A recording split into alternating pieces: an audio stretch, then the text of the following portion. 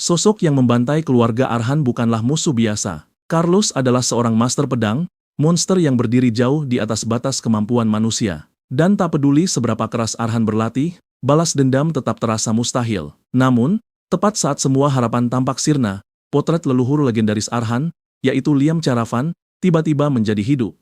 Sang pendiri keluarga Charavan itu telah memperhatikan Arhan dalam diam, menunggu hari di mana kebencian Arhan menjadi cukup kuat untuk memikul beban balas dendam. Dan kini, hari itu akhirnya tiba. Liam mengungkapkan sebuah rahasia yang tersembunyi dalam garis keturunan Charavan. Sebuah kekuatan yang terdengar sangat gila. Dengan melahap sebilah pedang, Arhan bisa menyerap ingatan serta teknik dari pemilik pedang sebelumnya. Inilah alasan mengapa keluarga Charavan mampu menghasilkan master pedang selama turun-temurun. Namun, ada satu masalah. Untuk mulai menapaki jalan itu, Arhan harus melakukan hal yang mustahil. Arhan harus memanaskan pedang milik Liam, menggigit baja yang membara itu, dan menelannya sepotong demi sepotong. Dengan bayangan wajah orang tuanya yang bersimbah darah dan nama Carlos yang memicu amarahnya, Arhan memilih untuk tidak ragu. Arhan menancapkan giginya ke bilah pedang yang merah membara dan merobek sepotong bagian seperti sedang memakan permen, lalu memaksa dirinya menelan logam panas tersebut. Meskipun merasakan sakit yang luar biasa, Arhan terus menghabiskannya, demi memantapkan tekad balas dendamnya. Untuk memahami cerita ini lebih baik, mari kita putar kembali waktu sedikit. Arhan tumbuh besar dengan dikelilingi cerita-cerita yang tidak pernah sesuai dengan kehidupan yang Arhan jalani. Ayah Arhan berbicara tentang keluarga Charavan seolah-olah mereka adalah legenda. Dahulu, mereka adalah master pedang perkasa yang namanya menebar ketakutan di seluruh kerajaan. Namun bagi Arhan, kisah-kisah itu terasa hampa. Rumah mereka mulai hancur, pengaruh mereka sudah lama hilang, dan desa yang mereka pimpin kesulitan untuk bertahan hidup. Sulit bagi Arhan untuk percaya pada kejayaan masa lalu, saat semua yang ada di sekitarnya menunjukkan kemunduran. Meski begitu, Arhan tetap bersikap ramah dengan penduduk setempat. Arhan bahkan bekerja bersama mereka di ladang, sambil membawa barang dagangan ke pasar untuk dijual. Hari itu adalah hari biasa bagi Arhan untuk pergi ke pasar, dan Arhan berangkat dengan bahagia. Namun, pada saat Arhan kembali, yang Arhan lihat hanyalah tanah yang dipenuhi darah rakyatnya sendiri. Arhan terpaku melihat pemandangan mengerikan yang terpampang di depan matanya. Tiba-tiba, pelayan setianya muncul di belakang untuk menenangkan Arhan, sambil mengungkapkan bahwa seorang master pedang telah menyerang desa. Hanya butuh waktu 10 menit bagi musuh itu untuk menghabisi separuh penduduk desa, dengan klaim bahwa dia hanya menjalankan perintah. Arhan mengira semuanya telah berakhir. Namun karena suatu alasan, sang master pedang, yaitu Carlos, membiarkan orang tua Arhan tetap hidup. Di saat penuh kehangatan saat memeluk ibunya, Arhan tahu bahwa masalah mereka belum berakhir. Master pedang itu memberikan waktu 1 bulan kepada orang tua Arhan dan para penyintas untuk menghilang. Dengan rasa takut dan tanpa harapan, para penduduk yang selamat lari meninggalkan desa, membiarkannya terbengkalai. Namun, orang tua Arhan memilih untuk tetap tinggal, karena itu adalah tanggung jawab mereka sebagai pemimpin desa. Mereka mencoba menyuruh pelayan untuk membawa Arhan pergi jauh dari desa, tetapi Arhan justru lari kembali di tengah jalan. Sama seperti sebelumnya, Arhan hanya menemukan pemandangan mengerikan di mana kepala ayahnya tergantung di tiang dan ibunya telah ditebas. Arhan mencoba menyerang sang master pedang dengan busur silang, tetapi Arhan jatuh berlutut karena ketakutan yang luar biasa. Sang master pedang memutuskan untuk mengampuni Arhan, namun dengan peringatan agar Arhan tidak melanjutkan garis keturunannya, karena dia akan muncul lagi untuk membasmi mereka di masa depan. Pada saat itu, Arhan kehilangan segalanya, tetapi Arhan bersumpah akan membalas dendam pada musuh terbesarnya, Carlos. Tak lama kemudian, 1 tahun berlalu, dan selama waktu ini, Arhan mempersiapkan diri untuk membalas dendam terhadap master pedang yang dianggap sebagai puncak kekuatan tersebut. Arhan menyisakan banyak pertanyaan karena Arhan tidak tahu mengapa Carlos membunuh keluarganya, atau siapa dalang di balik semua itu. Meskipun pertanyaan-pertanyaan itu terus membakar pikirannya, Arhan tahu satu hal tetap pasti. Fakta bahwa nyawa semua orang di desa yang mati sia-sia tidak akan pernah kembali.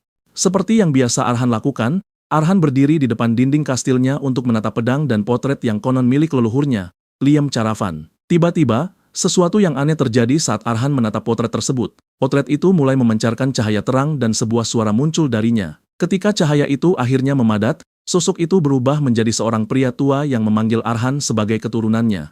Arhan tidak bisa mempercayai matanya sendiri, karena tepat di depan Arhan berdiri leluhurnya, Liam Charavan. Awalnya Arhan mengabaikan hal ini karena Arhan percaya bahwa penglihatannya salah, dan Arhan menganggap dirinya sedang menderita gangguan mental akibat semua kejadian tragis yang menimpanya. Namun, perlahan menjadi jelas bahwa sosok di depan Arhan bukanlah halusinasi semata. Liam berbicara dan memberitahu Arhan bahwa dia bisa merasakan kebingungan di hati Arhan, karena Arhan takut jika dirinya benar-benar telah kehilangan akal sehat. Liam juga bertanya apakah Arhan terkejut melihat leluhur yang Arhan anggap mitos kini berdiri tepat di hadapannya. Arhan kemudian bertanya apakah dia benar-benar pendiri keluarga Caravan, master pedang terkuat dalam sejarah. Selain itu, Arhan ingin tahu mengapa Liam memutuskan untuk muncul di saat seperti ini, jika dia benar-benar master pedang hebat yang sering diceritakan. Kemarahan dan frustrasi menguasai diri Arhan saat Arhan berteriak pada Liam, bertanya mengapa Liam baru memilih saat ini untuk menampakkan diri. Liam dengan tenang menjawab bahwa dia perlu memastikan sesuatu, mengungkapkan bahwa balas dendam adalah cobaan berat yang tidak boleh dimulai kecuali seseorang siap membuang segalanya. Karena alasan inilah, Liam telah mengawasi Arhan selama setahun terakhir, bahkan setiap hari. Liam menyadari bahwa meskipun Arhan memiliki bakat yang sangat buruk dan tidak punya harapan, Arhan tidak pernah melepaskan pedangnya satu hari pun. Liam merasa takjub dengan obsesi Arhan serta tekad Arhan yang menolak untuk padam.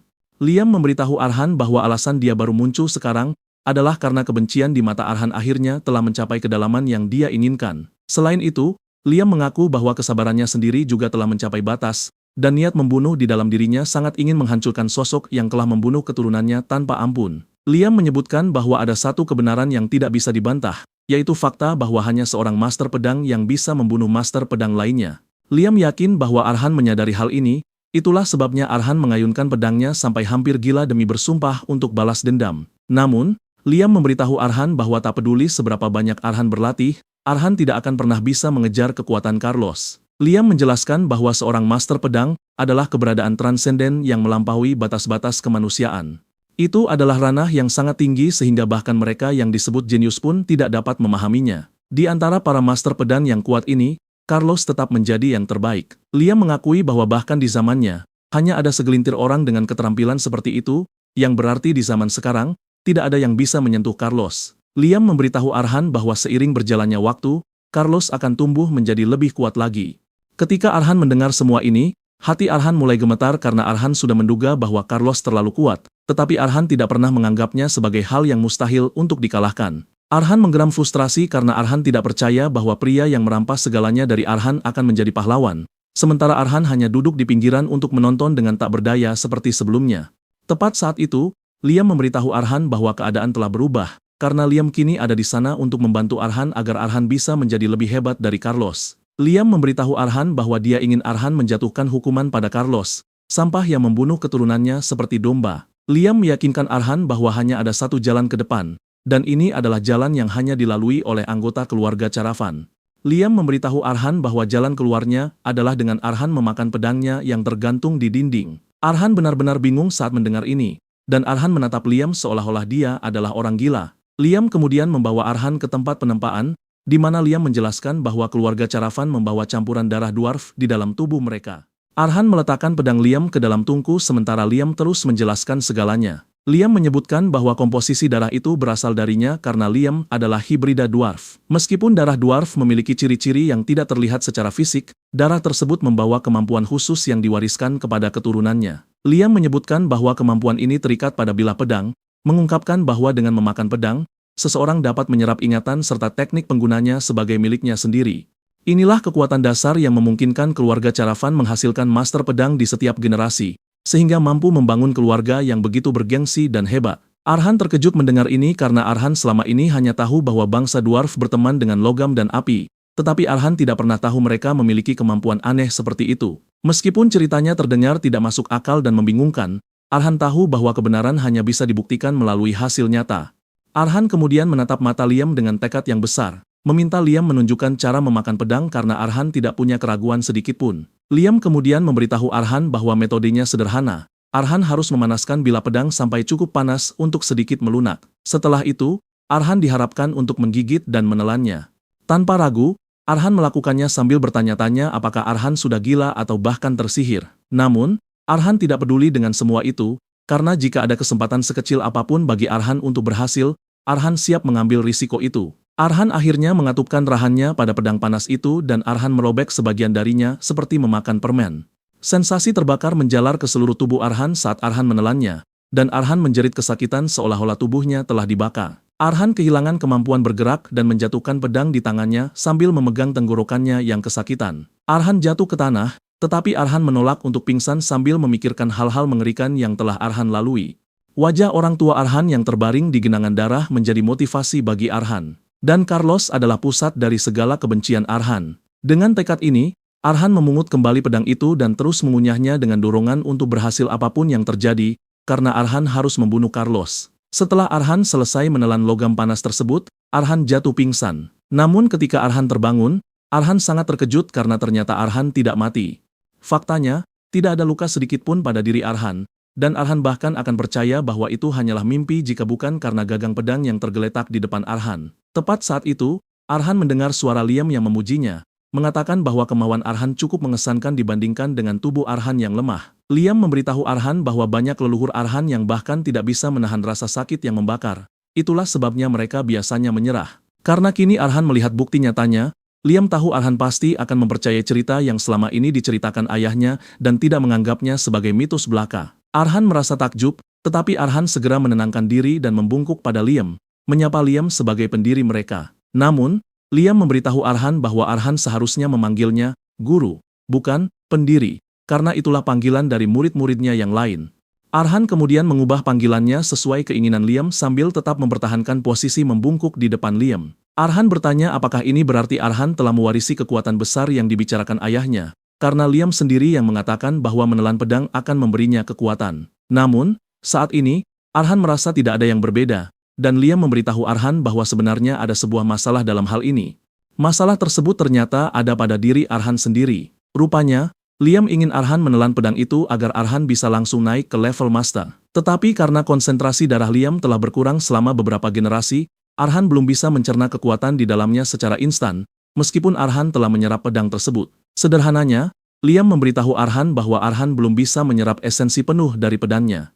Arhan terkejut mendengarnya, tetapi Arhan menerimanya apa adanya karena Arhan harus mengikuti apapun yang dikatakan gurunya. Liam terkejut melihat Arhan tidak bereaksi berlebihan, dan Arhan mengungkapkan bahwa Arhan sudah tahu bahwa tubuhnya lemah. Meskipun hasilnya mengecewakan, Arhan setidaknya merasa lega karena masih ada jalan keluar lainnya. Liam bertanya apa yang Arhan maksud dengan jalan lain, dan Arhan mengingatkan Liam bahwa Liam tadi berkata hal itu mustahil untuk saat ini, yang berarti di masa depan, Arhan akan bisa menyerap kekuatan Liam pada suatu titik. Sebagai alternatif, Arhan masih bisa mencari pedang lain yang sesuai dengan tingkat kekuatan Arhan saat ini. Liam merasa takjub dengan intuisi Arhan yang sangat mengesankan.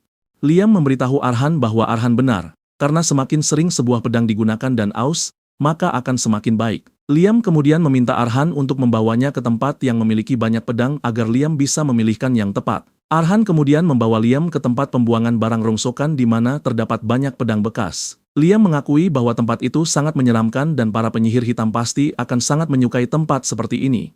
Arhan menjelaskan bahwa semua barang rongsokan dari daerah kumuh berakhir di sana. Mulai dari besi tua yang tidak berharga hingga senjata rusak, ini adalah tempat yang tepat untuk menemukan pedang yang sesuai dengan kriteria Liam. Liam setuju bahwa ini adalah awal yang baik, mengungkapkan bahwa di masa mudanya dulu, Liam juga melahap pedang-pedang di tempat berdarah seperti ini. Itu adalah pedang milik tentara yang mati, kapak yang berlumuran lumpur serta darah, dan tombak dengan ujung patah yang tergeletak di mana-mana.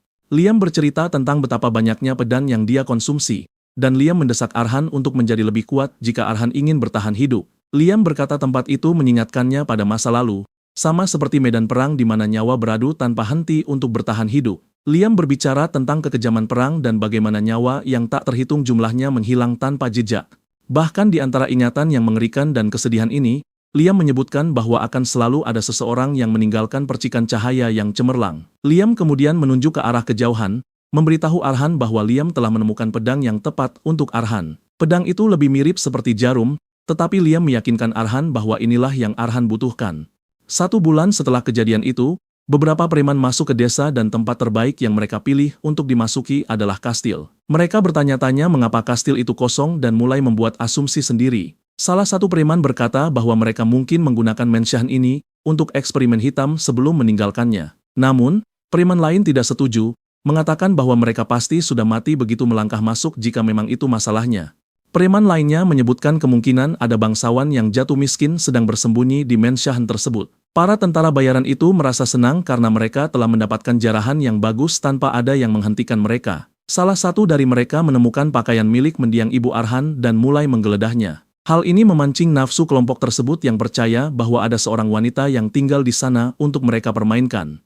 Setelah mereka selesai menjarah, mereka mulai mengoper pakaian tersebut untuk diendus. Namun tiba-tiba, suara Arhan memecah suasana di aula, menyuruh kelompok itu untuk menghentikan apapun yang mereka lakukan. Arhan muncul dari lorong yang gelap, memberitahu mereka bahwa Ibu Arhan menyukai segala sesuatu yang rapi dan bersih. Itulah sebabnya Arhan meminta mereka secara baik-baik untuk meletakkan semuanya agar mereka bisa bicara sebagai gantinya. Para preman itu mulai mengejek Arhan karena Arhan hanyalah seorang anak kecil, apalagi mereka mengharapkan seorang gadis untuk dibermainkan. Arhan kemudian bertanya apakah mereka sedang mencari makanan atau tempat tinggal. Arhan meyakinkan mereka bahwa Arhan tidak keberatan membiarkan mereka tinggal sebagai tetangga, tetapi para preman itu menganggap Arhan sudah gila karena mengatakan hal seperti itu.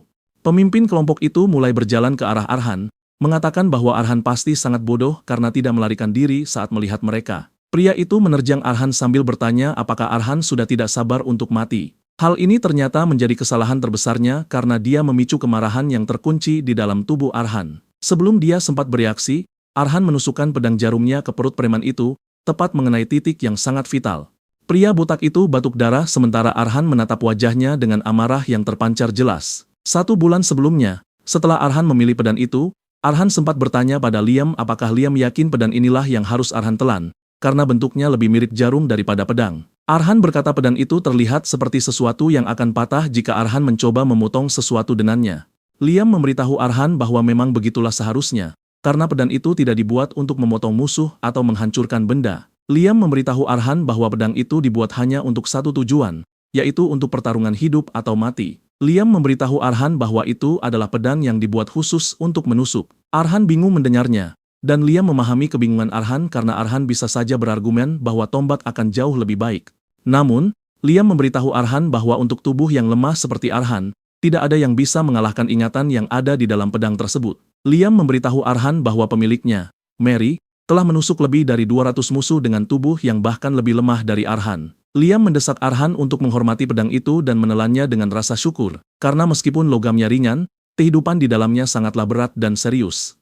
Liam memberitahu Arhan bahwa dengan mengambil ingatan Mary, Arhan pasti akan mendapatkan banyak keuntungan. Melalui ingatan Mary, terungkap bahwa dia hanyalah seorang gadis berusia 10 tahun yang orang tuanya tewas dalam kebakaran. Mary hanya berhasil bertahan hidup dengan bekas luka bakar di wajahnya, sementara orang tuanya terbakar hingga tidak bisa dikenali. Saat Mary terbangun, dia dengan lirih mengungkapkan bahwa dia lebih baik mati bersama orang tuanya.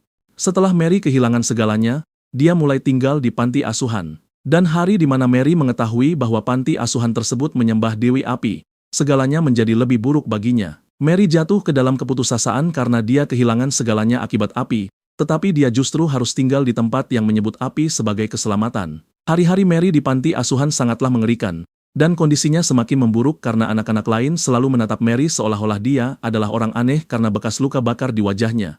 Mereka mengatakan banyak hal buruk di belakang Mary dan terkadang Mary mendengarnya, yang membuatnya sempat ingin mati. Mary selalu berharap bisa mati agar bisa lari dari kengerian itu. Namun, segalanya berubah pada suatu hari. Mary bertemu dengan seorang pendekar pedang bernama Hegel, yang sedang berlatih ilmu pedang di hutan. Meskipun ilmu pedang Hegel terlihat kasar dan kaku, itu cukup untuk membuat Mary melupakan rasa sakitnya meski hanya sesaat. Hegel adalah seorang pendekar pedang tua dan mantan ksatria pengembara yang telah bekerja di panti asuhan selama bertahun-tahun. Biasanya Mary tidak punya keberanian untuk berbicara dengan orang tua itu, tetapi Mary membuang rasa malunya dan menghampiri Hegel, bertanya apakah dia bisa menjadi sepertinya. Mary memberitahu Hegel bahwa dia sangat ingin belajar, dan ini menjadi langkah pertama Mary untuk ingin terus hidup. Hegel terdiam sejenak sebelum menjawab, memberitahu Mary bahwa apa yang Mary lihat tidak akan bisa membantunya dalam hidup karena dia adalah seorang gadis. Hegel memberitahu Mary bahwa senjata seperti yang ada di tangannya hanya akan melukai orang yang memegangnya. Hegel mencoba mencegahnya, tetapi Mary menolak dan memberitahu Hegel bahwa dia bisa mempelajarinya, agar tidak ada api di dunia ini yang bisa menakutinya lagi. Hegel akhirnya mengalah dan membawa Mary ke sebuah ruangan di mana terdapat banyak pedang di dalam wadah besar. Hegel meminta Mary memilih salah satu pedang, dan jika Mary bisa mengayunkannya, Hegel akan mengajarinya. Mary bertanya apakah wajib baginya untuk mengayunkannya, tetapi Hegel tidak mengerti maksud pertanyaan Mary sampai akhirnya Mary menunjuk ke arah pedang jarum. Mary memberitahu Hegel bahwa dia tidak keberatan selama dia bisa melawan balik. Mary mengarahkan pedang itu ke arah Hegel, dan cara Mary mengarahkannya ke leher Hegel menunjukkan bahwa ada sesuatu yang mengerikan di dalam diri Mary. Kembali ke masa kini, Arhan menusuk preman botak itu hingga dia tersungkur ke tanah, menyebarkan rasa takut ke rekan-rekannya. Mereka tidak percaya dengan apa yang mereka lihat, tetapi Arhan memberitahu mereka bahwa negosiasi telah berakhir. Ternyata selama sebulan terakhir, semua yang diajarkan Liam kepada Arhan bukanlah tentang ilmu pedang. Itu hanyalah tentang cara melatih tubuh Arhan agar tidak mudah lelah meski berlari selama berjam-jam. Singkatnya, Liam bahkan tidak mengajarkan keterampilan pedang apapun, sehingga Liam sendiri terkejut melihat bagaimana Arhan mampu menusuk preman botak itu dengan sangat presisi. Hal ini menunjukkan kepada Liam bahwa Arhan menyerap pedang tersebut dengan sangat baik, dan ini menandai langkah pertama Arhan sebagai anggota keluarga Caravan. Ternyata Arhan menusuk preman itu di bagian yang hanya bisa dijangkau jika pedang diselipkan secara akurat di antara tulang rusuk, yaitu bagian paru-paru. Arhan tahu bahwa Arhan adalah seorang pemula dalam hal pedang dan segala sesuatu yang berhubungan dengannya. Jadi, tidak mungkin Arhan bisa melakukan tusukan yang begitu presisi tanpa bantuan. Namun, ternyata Arhan mampu melakukannya berkat pemilik pedang tersebut, Mary. Kembali ke ingatan Mary, ternyata sejak hari pertama Mary memilih pedang jarum itu, Hegel mulai mengajarinya. Hegel mengajarinya cara berdiri, cara memegang pedang dengan benar, cara bertarung, dan cara bertahan hidup. Permainan pedang Hegel yang indah mampu memberikan kekuatan bagi Mary, dan Mary benar-benar mencintai ilmu pedang orang tua itu. Beberapa tahun setelah itu, Hegel terlihat terbaring di ranjang kematiannya dan dia memberitahu Mary bahwa pada hari Mary akhirnya meninggalkan panti asuhan, Mary harus menjelajahi dunia. Sambil menghembuskan napas terakhir, Hegel memberitahu Mary bahwa ini adalah pelajaran terakhir darinya. Hegel mengungkapkan kebahagiaannya karena telah menghabiskan akhir perjalanannya bersama Mary. Mary meneteskan air mata saat melihat pelindungnya perlahan menyerah pada maut, dan kata-kata terakhir Hegel adalah ucapan terima kasih pada Mary atas segalanya. Setelah itu, Mary mengikuti pesan terakhir Hegel dan meninggalkan panti asuhan untuk melangkah ke dunia luar. Dalam waktu singkat, Mary berhasil membangun reputasi di dunia tentara bayaran. Karena fakta bahwa Mary menggunakan pedang seperti jarum dan dia adalah seorang wanita muda, Mary diberi julukan Gypsy penjahit. Air mata mengalir dari mata Arhan saat ingatan Mary mengalir ke dalam dirinya, dan Arhan akhirnya mengerti apa yang dimaksud gurunya tentang penyerapan esensi. Si preman botak itu masih hidup dan memohon untuk diampuni. Namun Arhan mengabaikan tangisannya. Arhan menghampirinya dan menusukkan jarum itu ke kepalanya untuk menyelesaikan tugasnya, karena Arhan telah membulatkan tekad untuk mengakhiri apa yang telah Arhan mulai. Meskipun ini adalah pembunuhan pertama Arhan, Arhan tidak merasakan apa-apa. Tidak ada emosi sama sekali. Dan satu-satunya hal yang Arhan lihat adalah situasi di depannya, yaitu preman-preman lainnya. Arhan tahu bahwa Arhan berhasil menyerang preman botak itu karena dia meremehkan Arhan. Namun ini tidak berlaku untuk yang lainnya, apalagi jumlah mereka lebih banyak. Arhan yakin preman-preman itu juga menyadari hal ini, tetapi Arhan heran mengapa mereka tidak menyerang meski menang jumlah. Liam kemudian memberitahu Arhan bahwa kelompok itu ketakutan, dan itu wajar karena gerakan yang baru saja ditunjukkan Arhan bukanlah gerakan seorang pemula. Liam menjelaskan bahwa rasa takut dalam jumlah tertentu membantu seseorang untuk bertahan hidup, tetapi rasa takut yang berlebihan justru akan mengaburkan penilaian seseorang. Benar saja, para preman itu mulai panik dan saling bertanya apa yang harus mereka lakukan. Pada dasarnya, rasa takut yang merayap ke tubuh mereka menipu mereka untuk percaya bahwa Arhan jauh lebih kuat daripada mereka.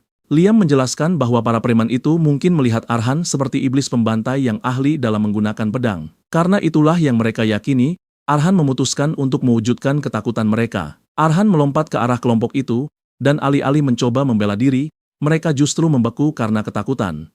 Arhan berlari mengitari mereka sambil menilai kekuatan mereka. Arhan menghindari serangan panik mereka sebelum memilih targetnya. Arhan mengunci satu target dan menusukkan pedangnya ke leher target tersebut, langsung mengakhiri hidupnya. Ternyata Hegel pernah memberitahu Mary bahwa Mary tidak punya keleluasaan waktu karena dia adalah seorang wanita dan memiliki batasan fisik. Arhan beroperasi berdasarkan prinsip itu saat berlari di sekitar kelompok tersebut dengan kelincahan yang luar biasa. Karena Arhan adalah pihak yang lemah dalam situasi ini, Arhan tahu bahwa Arhan hanya punya paling banyak 2 serangan untuk menjatuhkan musuh sebelum posisinya terbuka. Saat Arhan memilih target, Arhan langsung mengincar titik vital dan menusukkan pedang ke arah mereka. Intinya, ini adalah situasi di mana Arhan tidak perlu menutupi kekurangannya, melainkan menonjolkan kelebihan yang Arhan miliki. Kekuatan Mary terletak pada kelenturan tubuhnya yang alami karena tubuhnya terbentuk seperti penari, dan Mary menggunakan ini sebagai keunggulannya. Mary mampu menyerang musuh dari sudut manapun sambil tetap mempertahankan posisi tubuh yang paling aneh sekalipun. Dengan menggunakan semua ini, Mary menjatuhkan musuh-musuhnya hanya dalam satu serangan dengan mengincar titik-titik vital seperti kepala atau leher. Arhan melakukan hal yang sama dan telah menggunakannya untuk menghabisi seluruh kelompok kecuali 1 orang lagi. Pria terakhir itu mulai menangis seperti bayi dengan ingus keluar dari hidungnya saat membayangkan dirinya berada di neraka. Pria itu tidak melihat sosok manusia, melainkan iblis pembantai yang datang langsung dari kedalaman neraka. Setelah menghabisi seluruh kelompok, Arhan menggali lubang untuk menguburkan mereka. Saat Arhan sibuk menguburkan mereka, Liam bertanya apakah Arhan akhirnya telah membuang keraguannya. Liam memberitahu Arhan bahwa jika Arhan memiliki stamina untuk mengayunkan pedang sepanjang hari tanpa kehabisan napas, Arhan pasti bisa menghadapi 4 preman yang tidak terlatih. Liam memberitahu Arhan bahwa Arhan sudah tumbuh lebih kuat di tengah pertarungan hidup dan mati. Arhan menyadari bahwa semua yang dikatakan gurunya benar, karena tubuh Arhan menjadi lentur seperti penari seolah-olah Arhan bereaksi terhadap ingatan di dalam pedang, dan semua ingatan Mary menjadi sangat jelas saat pertarungan dimulai.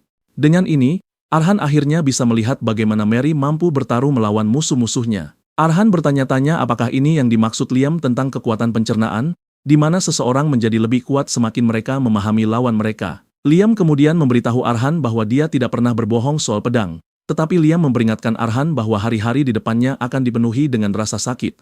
Liam memberitahu Arhan bahwa Arhan akan melalui penderitaan yang akan membuat Arhan memohon untuk mati. Liam berkata itu akan mencapai titik di mana penderitaan Arhan saat ini akan terlihat seperti kebahagiaan belaka. Liam kemudian bertanya pada Arhan apakah Arhan masih sanggup menapaki jalan ini, dan Arhan menjawab dengan tekad bulat bahwa selama semua yang Arhan lakukan membantunya untuk bisa melawan Carlos, Arhan akan melakukan apapun yang diperlukan.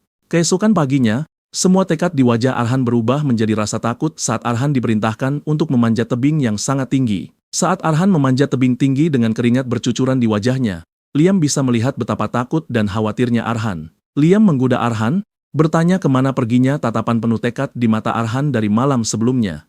Liam bertanya apakah keraguan mulai merayap ke dalam pikiran Arhan, tetapi Liam tidak khawatir akan hal itu karena itu juga merupakan bagian dari kekuatan Arhan. Liam berkata dia sadar bahwa Arhan memang selalu seperti ini sejak kecil. Meskipun Liam merasa Arhan perlu mengatasi hal ini suatu hari nanti, Liam memberitahu Arhan bahwa untuk saat ini, Arhan hanya perlu menuntaskan rasa penasarannya terlebih dahulu.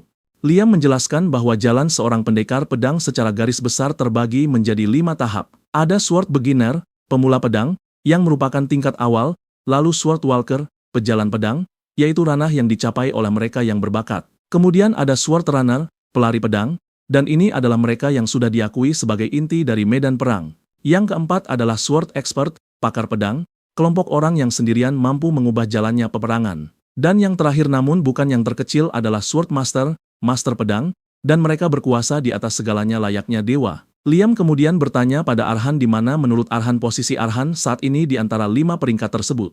Arhan menarik napas dalam-dalam sebelum memberitahu Liam bahwa Arhan yakin Liam mengharapkan jawaban yang penuh semangat, tetapi Arhan meyakinkan Liam bahwa Arhan sangat tahu level kemampuannya sendiri. Arhan berkata prasyarat untuk ilmu pedang adalah memanipulasi mana. Dan hal kedua yang dibutuhkan untuk mengendalikan mana adalah pembentukan jantung mana heart. Namun, karena Arhan belum membentuk jantung mana, Arhan jujur pada dirinya sendiri dan tahu bahwa Arhan bahkan belum memenuhi syarat sebagai pemula.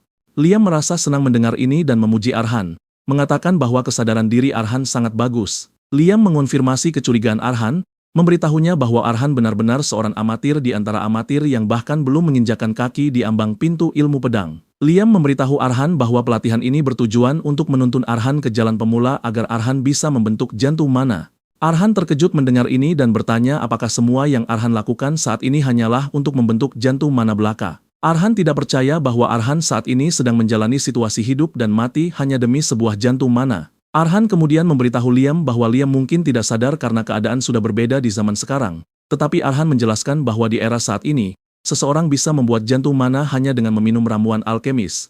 Itu juga bisa dibuat dengan meminta seorang ksatria kelas walker untuk menyalurkan mana guna membuka indera seseorang. Pada dasarnya, sangat mudah untuk membentuk jantung mana karena wanita yang belajar ilmu pedang untuk bela diri pun bisa melakukannya. Arhan kemudian bertanya pada Liam mengapa Liam meninggalkan jalan semudah itu, hanya untuk memastikan Arhan melalui metode yang bisa saja mengirim Arhan menyusu orang tuanya ke alam baka. Liam kemudian memberitahu Arhan bahwa sebenarnya tidak buruk mengikuti metode duniawi untuk membentuk jantung mana. Namun, Liam memberitahu Arhan bahwa kekuatan, baja senjata, adalah apa yang bersemayam dalam darah mereka. Liam memberitahu Arhan bahwa untuk melepaskan potensi penuh dari kekuatan ini, diperlukan wadah yang kokoh.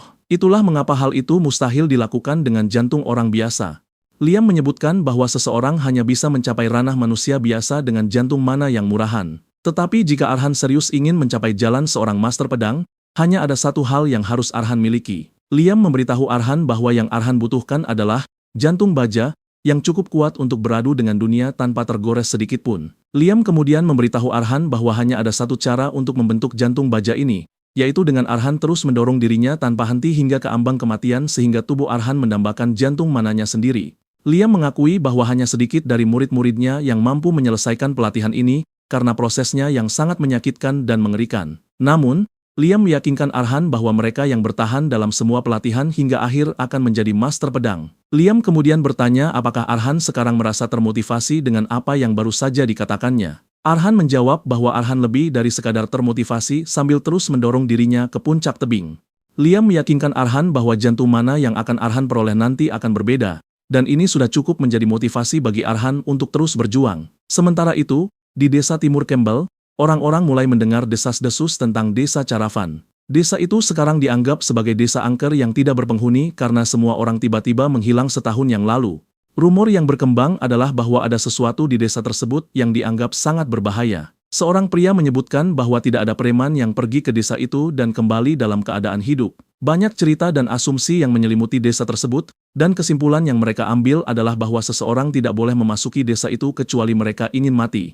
Duduk di sebuah penginapan adalah seorang ksatria aneh, dan dia mendengar semua yang dibicarakan orang-orang mengenai desa tersebut. Ksatria itu tertarik pada desa yang kini disebut sebagai rumah kematian. Dia mengambil sapu tangannya untuk menyeka mulutnya, dan sapu tangan itu ternoda darah, mengungkapkan bahwa dia sedang berjuang melawan masalah internalnya sendiri. Sang ksatria menyimpulkan bahwa rumah kematian ini adalah tempat yang sempurna untuknya. Di sisi lain, Arhan terus memanjat sisi tebing hanya dengan lengan kirinya setelah motivasi yang Arhan terima dari Liam. Tidak ada hari istirahat bagi Arhan. Bahkan pada hari-hari di mana Arhan harus berhadapan dengan preman yang memasuki desa, Arhan terus melakukan latihan ini setiap hari tanpa melewatkan apapun demi memberikan upaya maksimalnya. Dengan latihan ini, 1 bulan berlalu, tetapi meski dengan pelatihan mengerikan yang Arhan jalani dari memanjat tebing, Arhan masih belum bisa membentuk jantung mana. Namun, Arhan bisa melihat ada sesuatu yang berbeda dalam dirinya. Saat bertarung, Arhan menyadari bahwa salah satu perubahannya adalah indera Arhan menjadi sangat tajam. Mulai dari panca indera hingga penilaian serta konsentrasi Arhan selama pertarungan, Arhan menjadi jauh lebih baik secara luar biasa. Setiap kali Arhan memegang pedang jarum dan Arhan benar-benar fokus, rasanya seolah-olah Mary sendiri yang sedang bertarung. Arhan akan bergerak di sekitar musuh seolah-olah waktu sedang membeku dan hanya Arhan yang bisa bergerak saat itu. Arhan dengan mudah mengubah tubuh musuh-musuhnya menjadi lubang-lubang yang mengeluarkan darah. Ternyata alasan perubahan gila ini adalah karena Arhan sekarang bisa merasakan mana. Sambil bermeditasi di hutan, Arhan merasa bangga pada dirinya sendiri karena mampu mencapai semua ini tanpa membentuk jantung mana atau mencapai tahap sword beginner terlebih dahulu. Arhan tahu bahwa ini hanya mungkin terjadi berkat kekuatan dari pedang jarum tersebut. Arhan kemudian bertanya pada gurunya kekuatan seperti apa yang akan Arhan miliki setelah mencapai tahap berikutnya. Liam mengejek, memberitahu Arhan bahwa jalan Arhan masih panjang, jadi Arhan jangan berpikir sudah menjadi hebat. Namun, Liam bersedia memberikan jawaban atas pertanyaan Arhan. Liam menjelaskan bahwa setelah Arhan membentuk jantung mana untuk menjadi sword beginner yang memahami kedalaman kekuatan ini, Arhan baru bisa dikatakan telah mencapai level yang setara dengan Mary. Jika Arhan bisa melangkah lebih jauh dari ini dengan menyalurkan kekuatan dari jantung mana, Arhan akan mencapai ranah manusia super yang mampu memperkuat kemampuan fisik serta membangun medan tempur untuk menyerang dan bertahan. Liam mengungkapkan bahwa tahap ini disebut sebagai Sword Walker. Meskipun itu adalah langkah berikutnya setelah pemula, Arhan akan menyadari bahwa saat Arhan menghadapinya, ada perbedaan besar di antara keduanya. Liam kemudian bertanya apakah ini menjawab pertanyaan Arhan, dan Arhan menjawab ya. Namun, Arhan punya satu pertanyaan lagi, yaitu mengenai pria yang baru saja menetap di wilayah mereka. Arhan telah mengawasi pria itu dan Arhan bertanya pada Liam apakah orang tersebut adalah seorang Sword Walker. Liam mengonfirmasi hal ini, mengatakan bahwa pria itu adalah lawan yang berada di level berbeda dari sampah-sampah yang Arhan hadapi hingga saat ini. Liam bertanya apa rencana Arhan terhadap pria itu, karena dengan tingkat kekuatan Arhan saat ini, Arhan tidak akan bertahan sedetik pun melawannya. Arhan menjawab bahwa Arhan masih memantau situasi sambil bersiap untuk segala kemungkinan yang mungkin terjadi. Arhan memberitahu Liam bahwa Arhan sebenarnya tidak punya banyak pilihan. Liam kemudian memberitahu Arhan bahwa Arhan masih punya pilihan untuk meninggalkan wilayah itu agar bisa menghindari pertarungan. Namun, Arhan menjawab bahwa itu bukan pilihan yang bisa Arhan ambil, karena meskipun wilayah itu sekarang terbengkalai, itu adalah satu-satunya tempat di mana Arhan bisa mengenang kenangan bersama semua orang. Liam memahami kepedihan Arhan dan dia mendesak Arhan untuk menjadi sangat kuat karena di dunia yang keras ini, kekuatan adalah satu-satunya jawaban. Liam memberitahu Arhan untuk menggunakan keinginannya sebagai bahan bakar untuk memacu diri Arhan agar mendapatkan apa yang benar-benar Arhan inginkan. Liam mendesak Arhan untuk menggunakan rasa sakitnya sebagai sumber kekuatan untuk menjadi sekeras baja sehingga tidak ada yang berani meremehkan kata-kata Arhan lagi. Kemudian, Arhan akhirnya bertemu dengan ksatria tersebut, dan ksatria itu memerintahkan Arhan untuk tidak melangkah maju jika Arhan tidak ingin mati. Sebelum konfrontasi itu terjadi, sejak pria itu tiba di wilayah tersebut, Arhan telah mengawasinya sebagai bagian dari rutinitas harian Arhan. Arhan mempelajari sesuatu yang penting selama waktu itu. Meskipun desa memiliki banyak rumah kosong, pria itu bertindak seolah-olah orang masih memilikinya dan tidak berani menyentuh barang sekecil apapun. Dia hanya hidup sederhana dengan satu buntalan yang dibawanya. Dan kebiasaan lainnya adalah menatap matahari terbenam setiap sore sambil melamun atau menghabiskan waktu dengan berdoa. Pada akhirnya, Arhan menyimpulkan bahwa pria itu adalah seorang ksatria, dan Liam setuju dengan Arhan, mengatakan bahwa dia adalah pendekar pedang yang cukup terampil untuk mencapai level Walker. Namun, Liam terkejut pria itu masih mengikuti aturan dan tata krama dengan ketat meski tidak ada orang di sekitarnya yang mengawasi. Liam mengungkapkan bahwa tipe orang yang keras kepala seperti ini sangat jarang ditemukan di luar kalangan ksatria. Arhan kemudian menyebutkan bahwa karena dia seorang ksatria, itu berarti dia mungkin orang baik karena ksatria seharusnya menjaga kehormatan mereka sambil mencari keadilan. Liam memotong pembicaraan, mengatakan bahwa tidak diragukan lagi mereka mengejar kehormatan. Tapi Arhan salah jika menyebut ksatria sebagai orang yang adil. Liam menyebutkan bahwa kehormatan adalah sesuatu yang bersifat pribadi dan subjektif. Liam menyebutkan bahwa kehormatan yang mereka ikuti tidak selalu baik untuk semua orang karena kehormatan seorang ksatria bergantung pada orang yang mereka janjikan kesetiaannya. Kehormatan mereka pada dasarnya ditentukan oleh kehendak majikan mereka, terutama yang membayar mahal. Liam memutuskan untuk menjelaskan kepada Arhan yang naif tentang apa sebenarnya ksatria itu. Liam memberitahu Arhan bahwa ksatria hanyalah pedang sewaan yang menggunakan kehormatan sebagai alasan untuk kekerasan. Dia pada dasarnya adalah seseorang yang menggunakan keterampilan pedang kuno untuk membunuh secara efisien. Dan karena mereka dilindungi baju besi mahal, mereka hanyalah musuh yang jauh lebih sulit untuk dibunuh. Liam memberitahu Arhan untuk tidak tertipu oleh kata-kata indah seperti ksatria, dan menyarankan agar Arhan melihat jati diri mereka yang sebenarnya agar Arhan bisa menilai sendiri. Liam memberitahu Arhan bahwa rasa curiga adalah kekuatan terbesar Arhan, dan Liam mengingatkan Arhan bahwa Arhan sudah seperti ini sejak kecil. Saat Arhan masih kecil, Arhan sering mendengarkan cerita ayahnya tentang keluarga mereka. Namun dalam hati, Arhan mempertanyakan keaslian cerita tersebut. Bahkan ketika kekuatan baru membuat Arhan terlalu percaya diri dan menempatkan Arhan dalam bahaya, indera tajam serta pengawasan hati-hati Arhan membantu menghilangkan risiko sehingga Arhan bisa menemukan jawaban. Liam melanjutkan dengan berkata, rasa curiga berarti tidak tergoyahkan oleh apa yang Arhan lihat atau dengar, tetapi menggunakan segala cara yang mungkin sambil berpikir tanpa henti untuk mendekati kebenaran. Liam mendesak Arhan untuk tidak pernah melepaskan pola pikir curiga tersebut, karena orang tanpa pola pikir ini tidak akan pernah bisa melampaui batas kemampuan mereka. Liam memberitahu Arhan bahwa ini sebenarnya adalah anugerah nyata di balik keterampilan Arhan dengan pedang. Arhan sangat fokus saat menerima pelajaran penting dari Liam ini. Setelah Liam selesai dengan penjelasannya, Arhan meyakinkan Liam bahwa Arhan akan mengingat semuanya. Karena pelajaran inilah Arhan tidak pernah menurunkan kewaspadaannya terhadap pria asing yang menetap di wilayahnya. Hanya setelah memastikan bahwa ksatria itu mungkin bukan ancaman, barulah Arhan berencana untuk memintanya menjadi tetangga. Arhan mendekati sang ksatria dengan cara yang paling hati-hati yang Arhan bisa, namun keduanya akhirnya saling menodongkan pedang. Ksatria itu memberitahu Arhan bahwa dia sadar Arhan telah mengawasinya, dan dia memperingatkan Arhan untuk tidak berpikir untuk melarikan diri. Ksatria itu meyakinkan Arhan bahwa dia akan langsung menebas Arhan jika Arhan membalikan badan. Arhan mempertahankan posisi bertahannya karena Arhan tidak pernah menyangka situasinya akan menjadi seperti ini. Masuk ke dalam ingatan Mary, dia menceritakan bagaimana banyak tentara bayaran mendekatinya untuk merekrutnya. Di sisi lain, para preman yang mendengar rumor betapa hebatnya Mary memutuskan bahwa hal terbaik adalah menantangnya bertarung.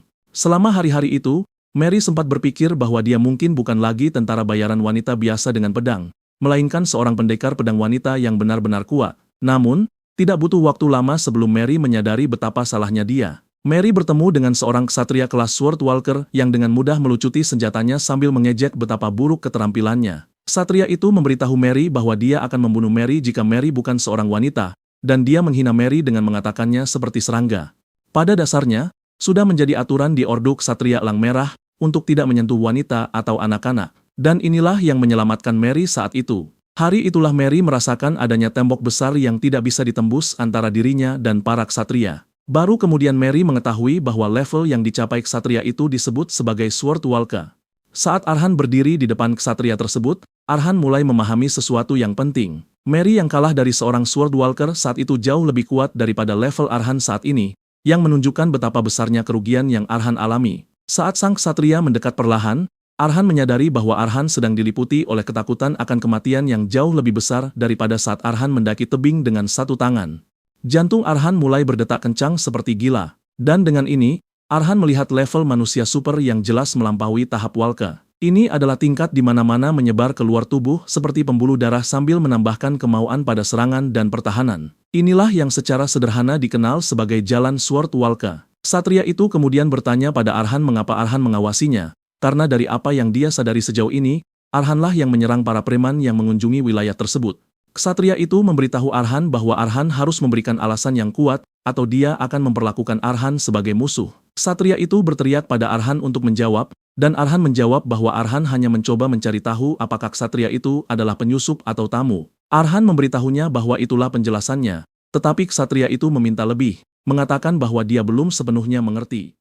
Arhan kemudian menjelaskan bahwa Arhan lahir dan besar di wilayah itu, tetapi 1 tahun yang lalu, saat Arhan pergi sebentar, seorang penyihir hitam menyerang, membunuh penduduk, dan akhirnya membuat desa hancur. Setelah itu, preman terus berdatangan, dan Arhan terpaksa menangani mereka sendirian. Dalam hati, Arhan tahu bahwa tidak perlu menceritakan semuanya pada pria itu, itulah sebabnya Arhan menyembunyikan sebagian informasi darinya. Arhan kemudian melanjutkan dengan berkata bahwa Arhan memperhatikan ksatria itu terlihat jauh lebih kuat daripada orang-orang yang pernah Arhan lawan, dan Arhan tahu Arhan bisa mati jika mendekat terlalu cepat. Itulah sebabnya Arhan memutuskan untuk mengawasi guna mengetahui apakah dia kawan atau lawan. Arhan berkata jika dia bersahabat, Arhan akan memintanya menjadi penduduk di desa, tetapi jika sebaliknya, Arhan akan mencari cara apapun untuk melindungi wilayahnya.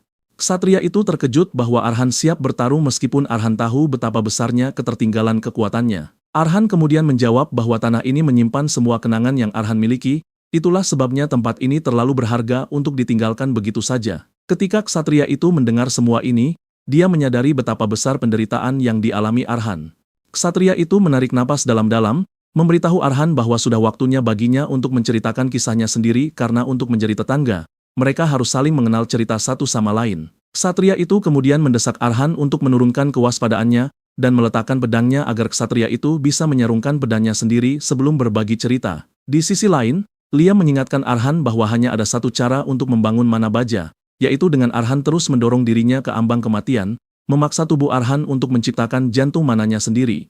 Liam kemudian bertanya pada Arhan apakah Arhan merasa termotivasi dengan situasi ini. Dan ketika Arhan akhirnya menjawab tawaran ksatria itu, Arhan memberitahunya bahwa Arhan tidak bisa menurunkan pedangnya. Arhan memberitahu ksatria itu bahwa Arhan belum sepenuhnya mempercayainya dan Arhan benar-benar membutuhkan pedang itu untuk perlindungan. Ksatria itu terkejut mendengar ini dan mengingatkan Arhan bahwa dia bisa saja melenyapkan Arhan jika dia benar-benar mau. Ksatria itu memberitahu Arhan bahwa dia tidak bisa menyarungkan pedangnya terlebih dahulu karena itu bertentangan dengan kehormatan seorang ksatria, jadi dia harus melindungi kehormatannya. Arhan meyakinkannya bahwa Arhan mengerti sudut pandangnya, tetapi Arhan memberitahunya bahwa Arhan tidak bisa mundur. Arhan bersumpah tidak akan pernah tunduk pada rasa takut, dan tidak akan menyerah tanpa mencoba untuk melawan. Ksatria itu terkejut mendengar kata-kata ini dari Arhan, yang terlihat sangat lemah sehingga bahkan bisa salah dikira sebagai seorang gadis. Namun, dia bisa melihat tanda-tanda bahwa Arhan telah menjalani pelatihan yang sangat keras. Dan meskipun tubuh Arhan kecil, keseimbangan Arhan tetap sempurna. Walaupun Arhan belum mempelajari ilmu pedang dengan benar, ksatria itu menyadari bahwa Arhan menggunakan bentuk yang tidak lazim dengan mencurahkan seluruh kekuatannya ke dalam serangan pertama. Ksatria itu menganalisis segalanya dan menyadari bahwa Arhan hanyalah seorang anak laki-laki yang tidak menimbulkan ancaman apapun baginya. Tepat saat itu, ksatria itu menyadari bahwa Arhan menatapnya dengan tatapan dingin, dan melihat situasi saat ini, ksatria itu tahu bahwa jawaban yang canggung tidak akan cukup. Ksatria itu menarik napas dalam-dalam sebelum melompat ke arah Arhan, berniat untuk melucuti senjata Arhan dengan memukul pergelangan tangannya agar tidak melukai Arhan. Tepat saat dia hendak menyerang Arhan, Arhan benar-benar fokus dan hal berikutnya yang disadari ksatria itu adalah pedangnya telah terpental. Ksatria itu terpaku saat hal ini terjadi karena Arhan bahkan belum menjadi seorang pemula. Arhan melompat mundur setelah menangkis serangan tersebut, dan ksatria itu menyadari ada sesuatu yang aneh pada Arhan. Dia menyadari bahwa mana di sekitar Arhan bergerak tanpa ritme seperti ombak. Ternyata dalam sepersekian detik saat ksatria itu hendak menyerangnya, Arhan mampu membentuk jantung mana yang beragam. Bahkan dengan jantung mana, ksatria itu tahu mustahil bagi Arhan untuk menangkis pedangnya, tetapi Arhan entah bagaimana berhasil melakukannya. Dia bertanya-tanya apakah itu karena jantung mana yang Arhan miliki.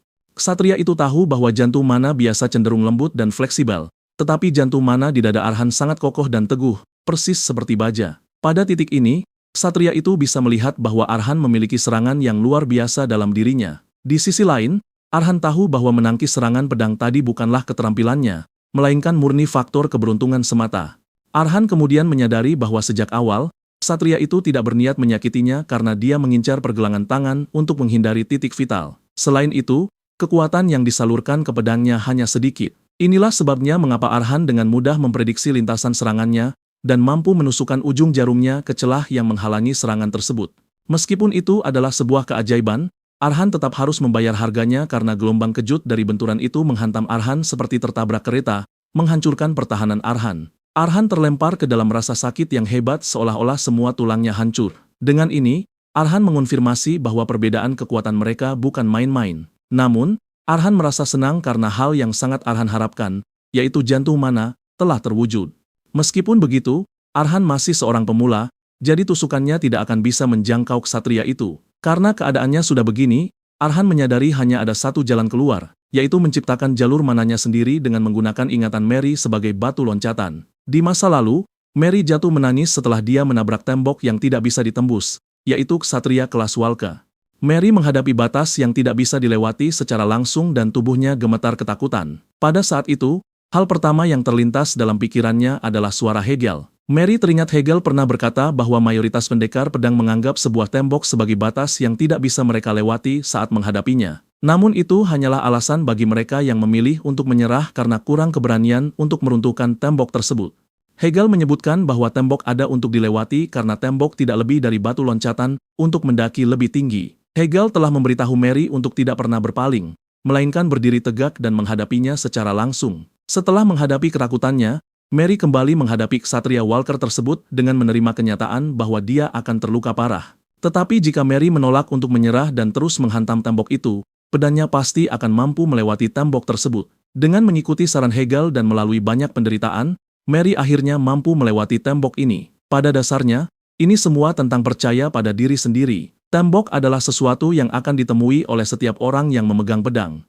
Mulai dari intimidasi yang perlahan merayap jauh di bawah kulit, hingga keputusasaan yang terasa seperti akan menghancurkan penantannya. Mengambil satu langkah saja akan terasa seperti beban berat dan akan ada godaan untuk berpaling. Namun di momen yang genting dan sulit ini, Arhan tetap berdiri tegak dan menabrak tembok tingginya. Arhan tahu bahwa Arhan dalam risiko besar. Tetapi justru inilah alasan mengapa Arhan membutuhkan ujian situasi hidup atau mati ini. Arhan siap untuk terus berjuang, meskipun hanya ada sedikit harapan yang Arhan miliki. Arhan menarik napas dalam-dalam sambil mencoba menganalisis ksatria di depannya. Arhan ingin tahu otot mana yang ksatria itu gunakan kekuatannya, bagaimana dia mengatur napas, dan lintasan serangan apa yang ingin dia ikuti. Arhan bersiap mengumpulkan setiap petunjuk yang diperlukan untuk menciptakan satu jalur serangan. Liam melihat apa yang Arhan lakukan, dan Liam sangat terkesan dengan seberapa keras Arhan mendorong dirinya sendiri. Rupanya, sudah menjadi cara keluarga Caravan untuk tidak merasa takut bahkan di saat-saat yang mustahil. Mereka dituntut untuk menghadapi ujian secara langsung sambil menunjukkan tekad keluarga Caravan. Arhan terus mempersiapkan segalanya dan saat Arhan merasa sudah siap, Arhan melesat ke arah ksatria itu. Dulu, Mary mengaku bahwa dia takut pada api dan fakta bahwa tragedi yang merampas segalanya darinya hanyalah permulaan. Bahkan ada hari-hari di mana Mary tidak berani menatap cermin dan ada hari-hari di mana bernapas pun terasa berat. Begitulah cara Mary menyadari bahwa dia seharusnya tidak takut pada api, melainkan pada kelemahannya sendiri yang hanya membuatnya melarikan diri. Karena itu, Mary bersumpah bahwa dia akan menembus tembok api yang merampas segalanya, termasuk masa depannya. Dengan hati yang mantap, Mary melangkah maju dan menaklukkan rasa takutnya terhadap api serta dunia. Mary tahu jika dia hancur, tidak akan ada kemenangan baginya. Dan inilah prinsip yang dijalankan Arhan saat ini. Arhan mencurahkan segalanya ke dalam serangannya, memberikan kesulitan bagi ksatria itu. Ksatria itu terpaksa menggunakan cukup banyak tenaga pada pedangnya agar bisa menahan serangan Arhan. Pedang Arhan terlempar dari tangannya dengan bagian dasar yang hancur, persis seperti yang terjadi pada Mary. Jiwa Mary berdiri di depan matahari terbenam sambil menghirup udara segar sambil memikirkan kata-kata Hegel. Mary menatap langit, memberitahu Hegel bahwa dunia penuh dengan monster yang lebih kuat darinya, dan ada banyak tembok tinggi yang tidak bisa dilewati hanya karena seseorang punya keinginan untuk melakukannya. Namun, Mary dengan bangga bisa mengatakan bahwa sampai akhir hayatnya, dia tidak pernah berbalik dari tembok manapun yang menghalangi jalannya. Dengan pernyataan yang hikmat dan emosional, Mary berharap ada kehidupan setelah mati agar dia juga bisa menceritakan kisahnya pada Hegel. Pada akhirnya, jiwanya bertemu dengan Hegel, dan Mary berlari ke pelukan Hegel seperti bayi sambil mengungkapkan bahwa dia tidak lagi takut pada api. Air mata mengalir di wajah Mary saat dia menyandarkan dirinya di pelukan Hegel dan pedang jarum itu terbakar habis, akhirnya menandakan berakhirnya kisah Mary. Sebaliknya, hal ini juga menandakan asimilasi sempurna dari pedang jarum ke dalam sistem tubuh Arhan. Tak lama kemudian, Arhan terbangun dengan kesadaran bahwa Arhan sebenarnya sempat pingsan. Arhan menyadari ada jubah yang digunakan untuk menyelimutinya, yang jelas milik sang ksatria. Saat itulah Arhan sepenuhnya menyadari bahwa Arhan belum berhasil mencapai tujuannya. Liam segera masuk dan memberitahu Arhan untuk tidak berkecil hati karena Arhan telah terlibat dalam perjuangan yang tidak mempermalukan nama keluarga. Bahkan, Arhan berhasil mendapatkan sesuatu di samping kekalahan menyakitkan yang Arhan alami, yaitu asimilasi sempurna dari pedang jarum. Arhan mengerti apa yang dikatakan pria tua itu karena Arhan sekarang bisa merasakan otot-ototnya menjadi lebih lentur dari sebelumnya, dan indera Arhan menajam seperti binatang buas. Pada dasarnya, Arhan telah mendaki tebing seperti tentara bayaran veteran yang telah hidup seumur hidup di ambang kematian. Arhan akhirnya mengerti mengapa gurunya memilih pedang itu, karena Liam ingin menunjukkan kepadanya bukan hanya kekuatan dan teknik, melainkan seluruh kehidupan Mary. Liam ingin menunjukkan kepada Arhan tekad kuat yang tidak pernah menyerah. Bahkan menghadapi ujian yang sangat besar, Arhan tersenyum karena Liam sebenarnya bisa saja memberitahunya hal ini sejak awal. Tepat saat itu, sang ksatria muncul di kejauhan, mengungkapkan kelegaannya karena Arhan telah bangun. Dia menyebutkan baru saja pergi mengambil air minum, tetapi saat Arhan melihatnya, Arhan langsung bersikap defensif. Arhan menyambar pedangnya dan bergerak ke posisi menyerang. Tetapi ksatria itu mengerti mengapa Arhan bertindak sangat defensif. Ksatria itu memberitahu Arhan bahwa mereka harus meluruskan kesalahpahaman di antara mereka dan bahkan Liam memberitahu Arhan bahwa Arhan tidak perlu bersikap terlalu waspada karena ksatria itu tidak berniat membunuhnya. Namun, wajar jika Arhan merasa curiga dan Liam memahami hal itu. Ksatria itu memberitahu Arhan bahwa dia mengerti Arhan telah melalui masa-masa sulit. Jadi, wajar jika Arhan tidak menurunkan kewaspadaannya. Tetapi dia bertanya apakah Arhan bersedia mendengarkan kisahnya. Ksatria itu mulai membuka bajunya untuk menunjukkan kepada Arhan mengapa dia datang ke wilayah itu, dan mengapa dia tidak mungkin menjadi ancaman bagi Arhan.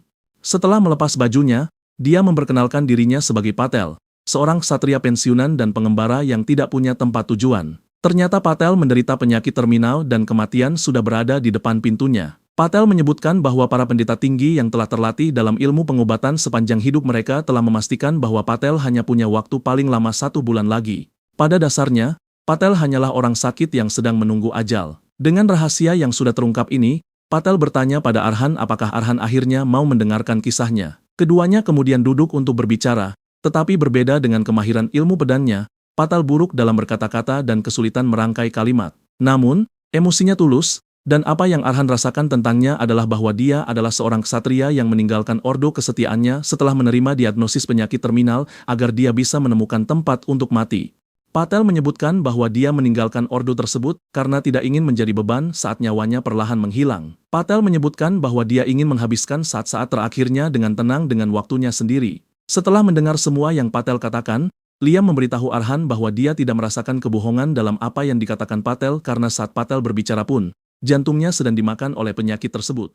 Liam mengungkapkan bahwa saat penyakit itu merambah ke jantung mana hingga mencapai jantung fisiknya, Patel akhirnya akan mati. Patel kemudian bertanya pada Arhan apa pendapat Arhan tentang dirinya yang ingin menjadi tetangga Arhan. Arhan butuh waktu 1 menit untuk menjawab dan Arhan memberitahu Patel bahwa Arhan yakin pasti sulit bagi Patel untuk menceritakan kisahnya, dan karena itu Arhan berterima kasih Patel telah melakukannya.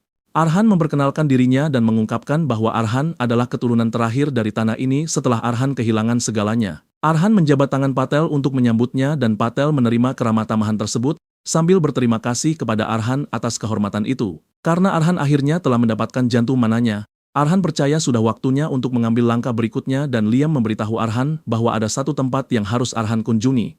Beberapa hari kemudian, Arhan melakukan perjalanan jauh dari wilayahnya. Sambil duduk di kereta kuda, Arhan memberitahu Liam bahwa Arhan sebenarnya mengharapkan Liam untuk mengajarinya ilmu pedang secara langsung karena Arhan sekarang sudah punya jantung mana sendiri. Namun, Liam harus menyeret Arhan ke tempat yang tidak jelas. Dan untungnya ada Patel yang bisa menjaga wilayah itu karena Patel pasti akan menangani tamu tak diundang manapun.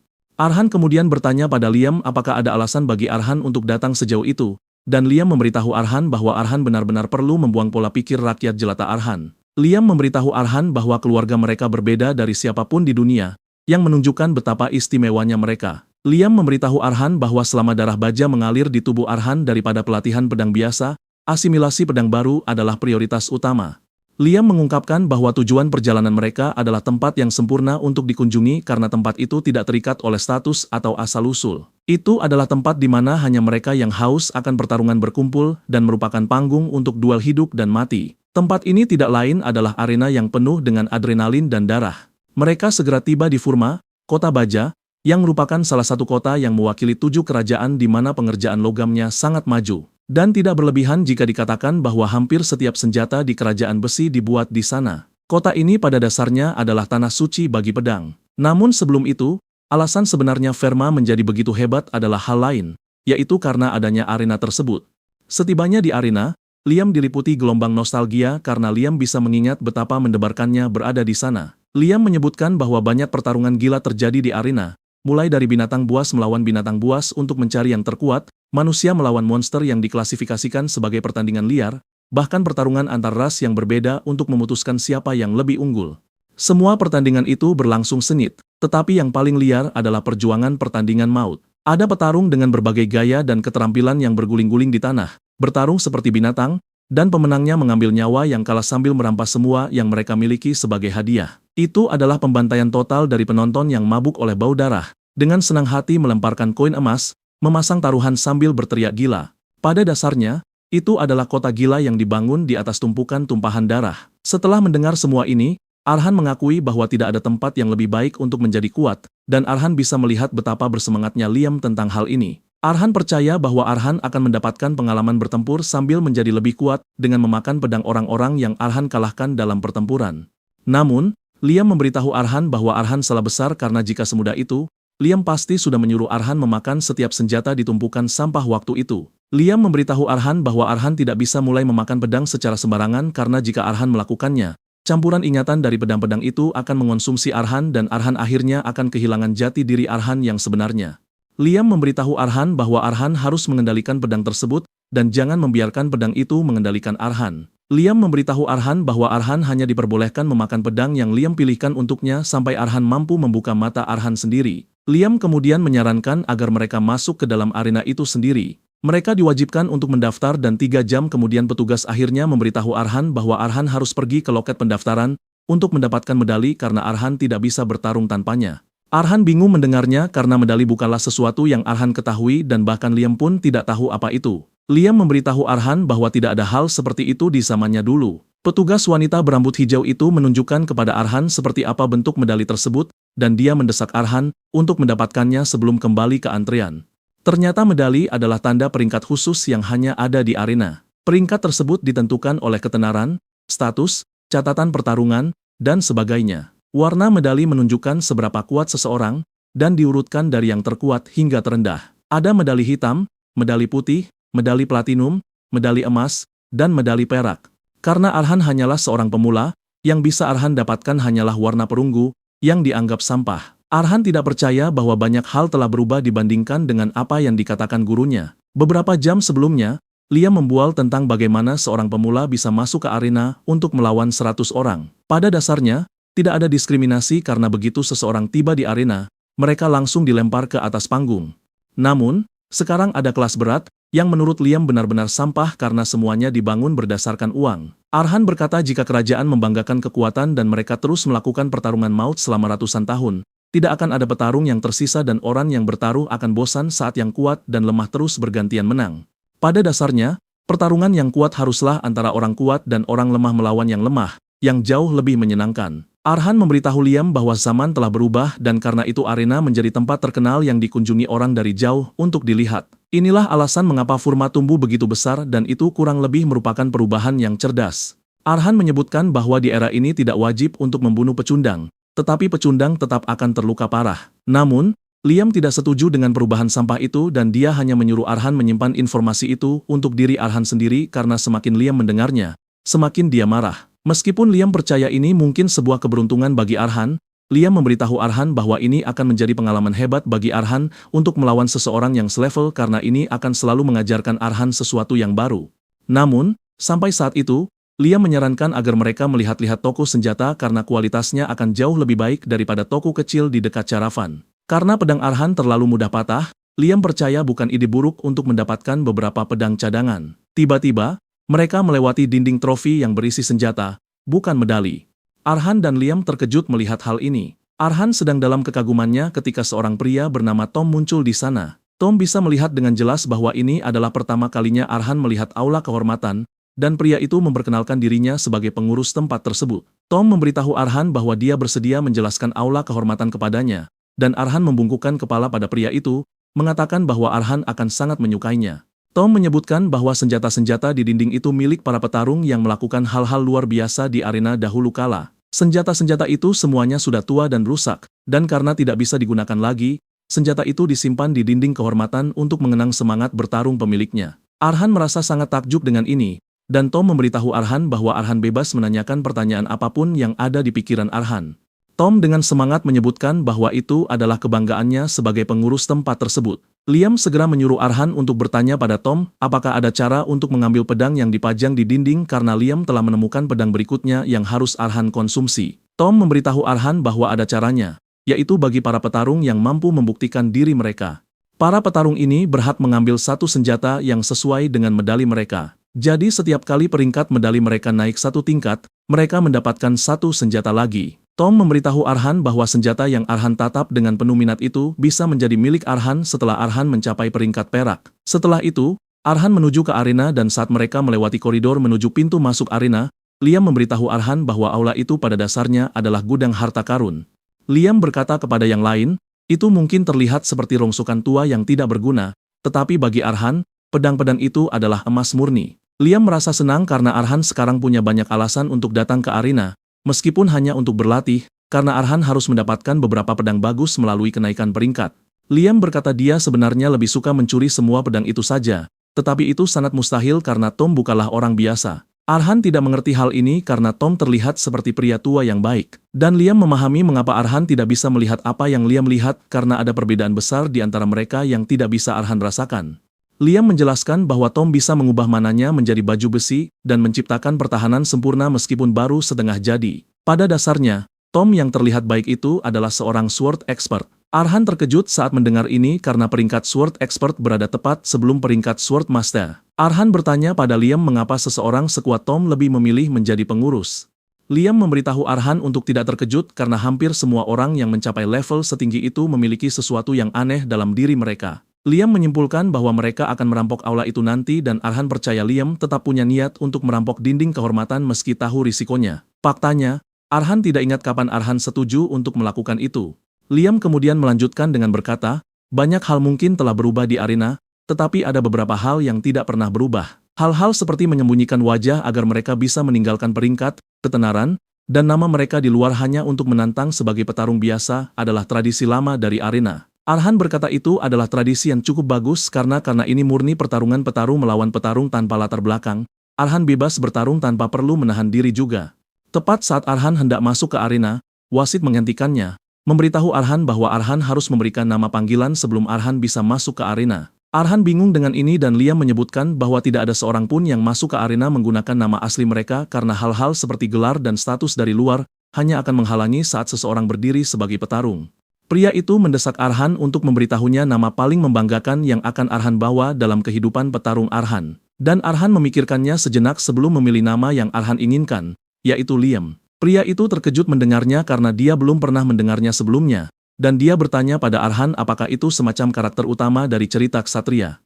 Meskipun begitu, dia hanya bisa berharap kemenangan menyertai Arhan untuk pertarungan pertamanya. Karena perunggu adalah yang terlemah di arena, pertarungan antar petarung perunggu hanya menarik minat penjudi kelas teri. Tidak ada yang peduli dengan petarung perunggu karena mereka tidak lebih dari hiburan murah. Itulah sebabnya penonton tidak bersorak untuk para petarung, melainkan melemparkan cemoohan dan hinaan kasar pada mereka. Arhan baru saja melangkah ke arena ketika mereka yang hadir mulai meremehkan Arhan. Mereka memanggil Arhan pecundang kurus yang akan segera kehilangan kepalanya. Liam tidak terkejut mereka meneriakan hinaan karena di kerajaan besi tidak ada rasa hormat untuk yang lemah karena yang kuat menguasai segalanya. Liam bertanya pada Arhan apakah Arhan terpengaruh oleh hinaan itu, tetapi Arhan menjawab tidak. Liam merasa lega mendengarnya dan dia mengingatkan Arhan bahwa Arhan menaruh namanya di medan perang, yang berarti Arhan membawa semua sejarah dan kehormatan keluarga Caravan. Arhan meyakinkan Liam bahwa Arhan menyadari hal ini, itulah sebabnya Arhan harus menang apapun yang terjadi. Arhan berjalan menghampiri lawannya yang merupakan pria raksasa menakutkan dengan senjata besar. Wasit menyambut para penonton untuk pertandingan antara dua pemula yang ada di sana, untuk menunjukkan kepada mereka apa artinya menjadi orang lemah. Wasit memperkenalkan Arhan sebagai Liam kepada penonton sambil menyebutkan bahwa Arhan adalah seorang pendatang baru.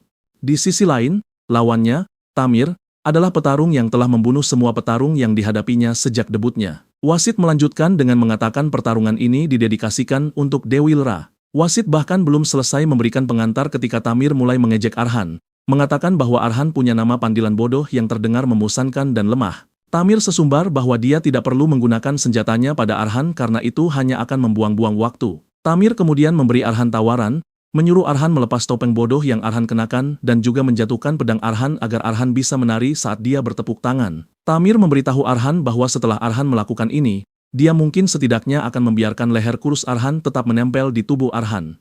Arhan tetap diam saat Tamir terus mengoceh. Ketika Arhan akhirnya angkat bicara, Arhan memberitahu bahwa Arhan mendengar ada aturan tidak tertulis bahwa para petarung dilarang saling membunuh. Tamir tertawa terbahak-bahak saat mendengar ini, mengatakan Arhan pasti memutuskan untuk menantang arena karena Arhan pikir Arhan tidak akan mati. Tamir berteriak pada Arhan, mengatakan tidak ada yang peduli dengan aturan tidak tertulis yang bodoh, karena di tempat dia dibesarkan di pegunungan Sernia, petarung pria yang kalah selalu mati. Inilah alasan mengapa dia telah membunuh 3 orang terakhir yang dia lawan dengan mematahkan leher mereka dengan tangannya sendiri. Tamir berkata Arhan mungkin bertanya-tanya mengapa dia bertindak sejauh ini, dan Tamir mengungkapkan dengan gila bahwa itu adalah jenis hiburan terbaik. Namun, Tamir memberitahu Arhan bahwa Arhan terlihat terlalu lemah dan bahkan jika dia mematahkan leher Arhan, dia mungkin tidak akan merasakan sensasi apapun. Inilah sebabnya dia ingin Arhan setidaknya menggerakkan tubuh Arhan untuk memberikan semacam hiburan baginya dan para penonton. Wasit terperangah dengan banyaknya ejekan yang sudah terjadi di antara keduanya, dan dia berkata pertandingan ini mungkin sebenarnya menyenangkan untuk ditonton. Setelah semuanya siap, wasit memulai pertandingan. Tamir berdiri di posisinya dengan santai, menunggu Arhan untuk menyerangnya terlebih dahulu. Tepat saat itu, Arhan memberitahu Tamir bahwa Arhan punya tawaran untuknya. Arhan mengarahkan pedang jarumnya ke arah Tamir, menyuruh Tamir menarik kembali hinaan yang dia lontarkan pada keluarga Arhan. Arhan memberitahu Tamir bahwa jika dia melakukan ini, Arhan mungkin akan membiarkannya mati dengan mudah. Tamir menganggap ini sebagai lelucon terbesar dalam hidupnya, dan dia tertawa keras. Bahkan penonton pun mengejek Arhan, mengatakan Arhan mencoba berlagak seram sambil bertanya apakah Arhan membaca kalimat itu dari novel murahan. Penonton ikut bersama Tamir mengejek nama panggilan Arhan karena tidak ada orang waras yang akan memilih Liam sebagai nama panggilan mereka. Tamir menggoda Arhan, mengatakan bahwa Arhan telah membangkitkan suasana hatinya dan dia tidak bisa menahan diri lagi. Tamir mulai mengeluarkan air liur karena kegembiraan yang sudah dia bayangkan di kepalanya. Namun tiba-tiba, Arhan muncul di bawahnya, menusukkan jarum itu ke tangan Tamir, menghilangkan beberapa jarinya sambil mengingatkannya pada tawaran yang Arhan buat. Tamir terpaku kaget saat Arhan menyarankan agar dia meminta maaf jika dia menginginkan kematian yang cepat dan tanpa rasa sakit. Arhan melompat mundur untuk menciptakan jarak di antara mereka. Setelah memantapkan posisinya, Tamir dengan marah mengayunkan senjata besarnya ke tanah, memaksa Arhan untuk melompat lebih jauh agar tidak terkena serangan tersebut. Dengan darah menetes dari tangannya akibat kehilangan jari-jarinya, Tamir berteriak kesakitan dan amarah. Suaranya begitu keras sehingga menarik perhatian semua orang di arena. Tamir mencoba memahami apa yang baru saja terjadi karena beberapa saat sebelumnya, Arhan bergetar seperti orang gila, terlihat seperti anak kecil yang payah dan lemah. Hal ini membuatnya bertanya-tanya bagaimana Arhan bisa menjangkaunya begitu cepat. Tiba-tiba Tamir tersadar bahwa Arhan mungkin telah berpura-pura lemah agar Tamir menurunkan kewaspadaannya. Arhan tahu apa yang dia pikirkan dan Arhan bertanya apakah Tamir berencana memanggilnya pengecut karena hal ini, sambil mengingatkannya bahwa Tamir sendiri yang mengatakan bahwa arena bukanlah tempat bermain anak-anak. Tamir menggeram kesakitan dan frustrasi saat dia memaki Arhan. Tamir melompat ke arah Arhan dengan penuh amarah, mengancam akan mencabik-cabik Arhan. Tamir dengan panik mengayunkan pedangnya ke arah Arhan, tetapi Arhan menghindari serangan itu dengan mudah dengan tubuhnya yang lentur. Tamir mulai khawatir karena Arhan dengan mudah menghindari semua yang dia lemparkan dengan jarak setipis kertas. Rasa takut mulai merayap ke dalam tubuh Tamir saat dia bertanya-tanya orang macam apa yang dia hadapi. Rasanya seolah-olah seekor ular raksasa sedang menguasainya di ruang tertutup. Sebelum Tamir menyadarinya, Arhan mengincar bagian bawah tubuhnya dan menusukkan pedangnya ke kaki Tamir. Tamir tidak segera merasakan keparahannya dan dia mengayunkan senjatanya sangat keras ke arah Arhan. Namun, Arhan menghindari serangan itu persis seperti sebelumnya. Arhan melompat mundur seperti belalang sembah sambil menunjukkan tatapan dingin. Tepat saat itu, Tamir mulai merasakan semuanya sekaligus. Pedangnya jatuh dari tangannya dan dia tersungkur ke tanah dalam kesakitan saat dia kehilangan kendali atas kakinya. Dengan pria itu berguling-guling kesakitan, Arhan menghampirinya, menyuruhnya melepas helm bodohnya dan menari mengikuti tepukan tangan Arhan persis seperti yang Tamir katakan sebelumnya. Arhan terlihat sangat menakutkan saat dia mengulangi kata-kata persis Tamir kepadanya. Menyadari bahwa dia akan kehilangan nyawanya, Tamir tidak punya pilihan selain menerima tawaran Arhan. Namun, dia mencoba berbuat licik karena Arhan telah mendekat ke arahnya. Dia mencoba meraih pedangnya dengan tangan kirinya, tetapi Arhan menusukkan jarum ke tangan kirinya, menghancurkannya sepenuhnya. Tamir menyerang kesakitan dan Arhan mendesaknya untuk berpikir keras tentang keputusan berikutnya karena itu mungkin menjadi yang terakhir. Segera, Tamir menyadari bahwa Arhan benar-benar akan membunuhnya jika dia tidak berhati-hati. Tamir menyerah dan mulai meminta maaf kepada Arhan, mengatakan bahwa dia menyesal telah menghina nama Arhan. Tamir memohon pada Arhan, mendesaknya agar membiarkannya tetap hidup, dan dengan ini, Tamir mengakui kekalahan. Arena yang awalnya membosankan segera menjadi liar saat semua orang mulai merayakan pertandingan menghibur yang baru saja mereka saksikan.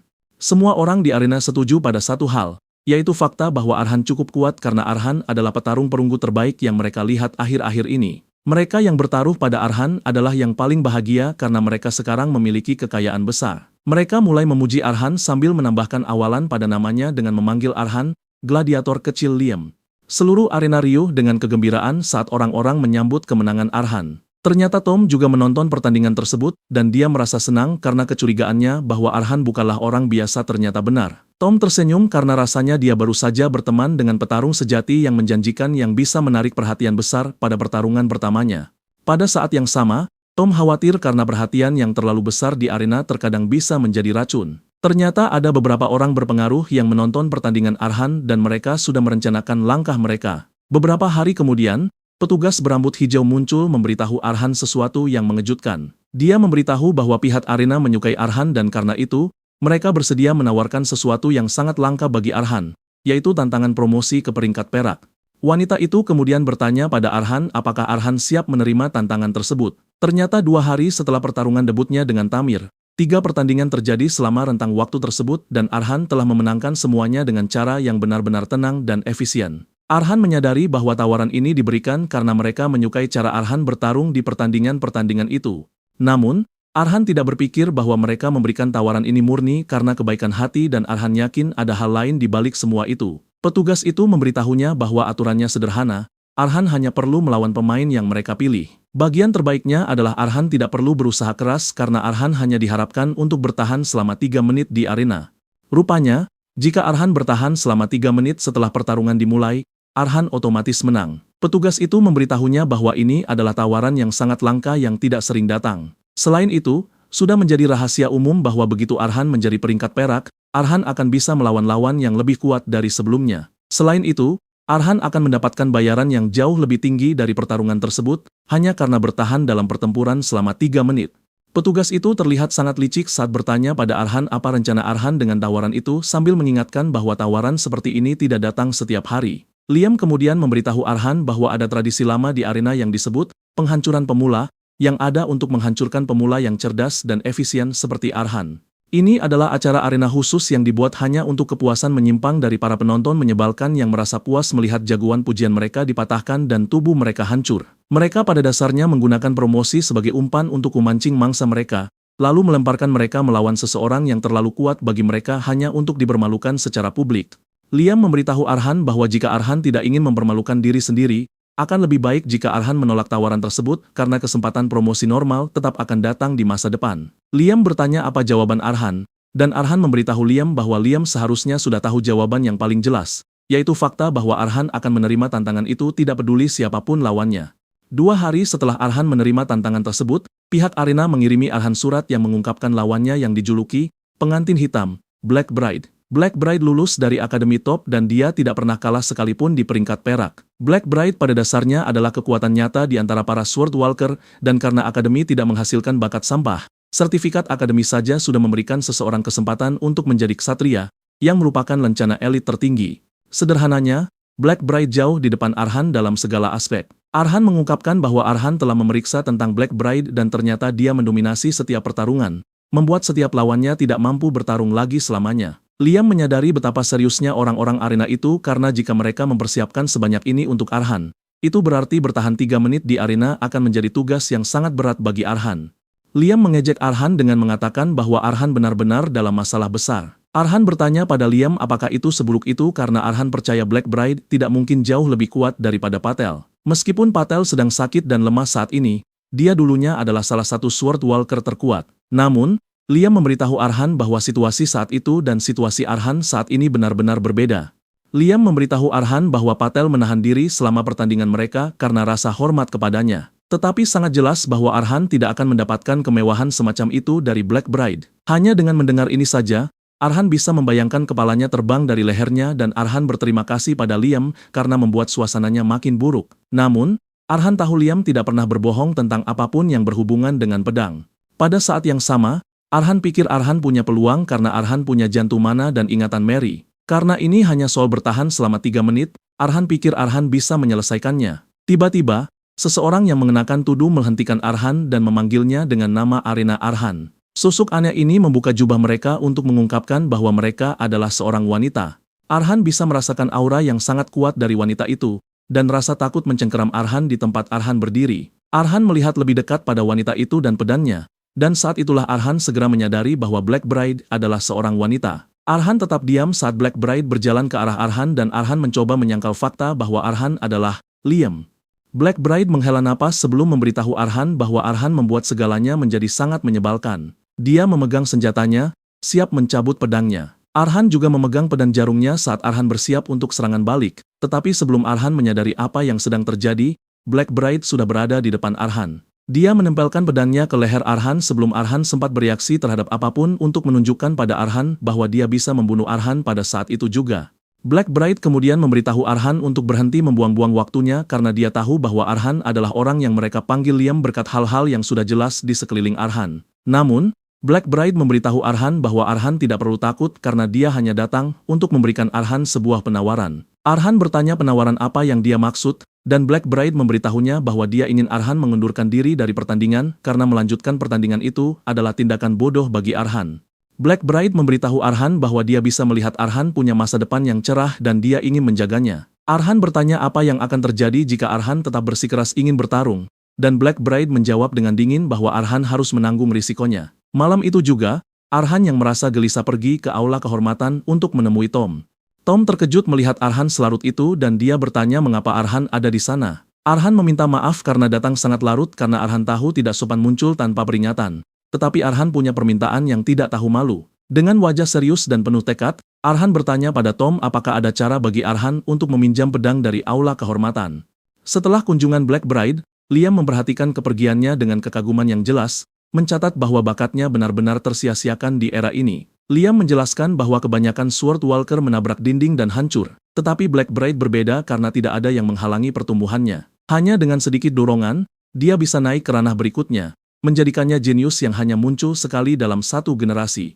Mendengar pujian setinggi ini dari Liam yang jarang memuji siapapun, Arhan merasa terpana. Mengingat bagaimana Black Bride hampir menebas kepalanya tadi, Arhan menyadari celah di antara mereka bukan hanya besar, tetapi benar-benar tanpa harapan. Namun tetap saja, mundur tidak ada dalam kamus Arhan, jadi Arhan membulatkan tekad untuk menghadapinya. Karena Arhan menolak untuk menyerah, Liam tidak membuang waktu dan mendesak Arhan untuk menemukan pedang kedua. Malam itu, Arhan menemui Tom di aula kehormatan dan meminta untuk meminjam pedang. Tom sempat ragu sebelum bertanya apakah ini ada hubungannya dengan duel Arhan melawan Black Bride. Arhan terkejut karena Tom sudah mendengarnya, dan Tom memberitahu Arhan bahwa berita tentang pertarungan itu sudah menyebar luas karena ini adalah pertarungan antara dua gladiator paling menjanjikan.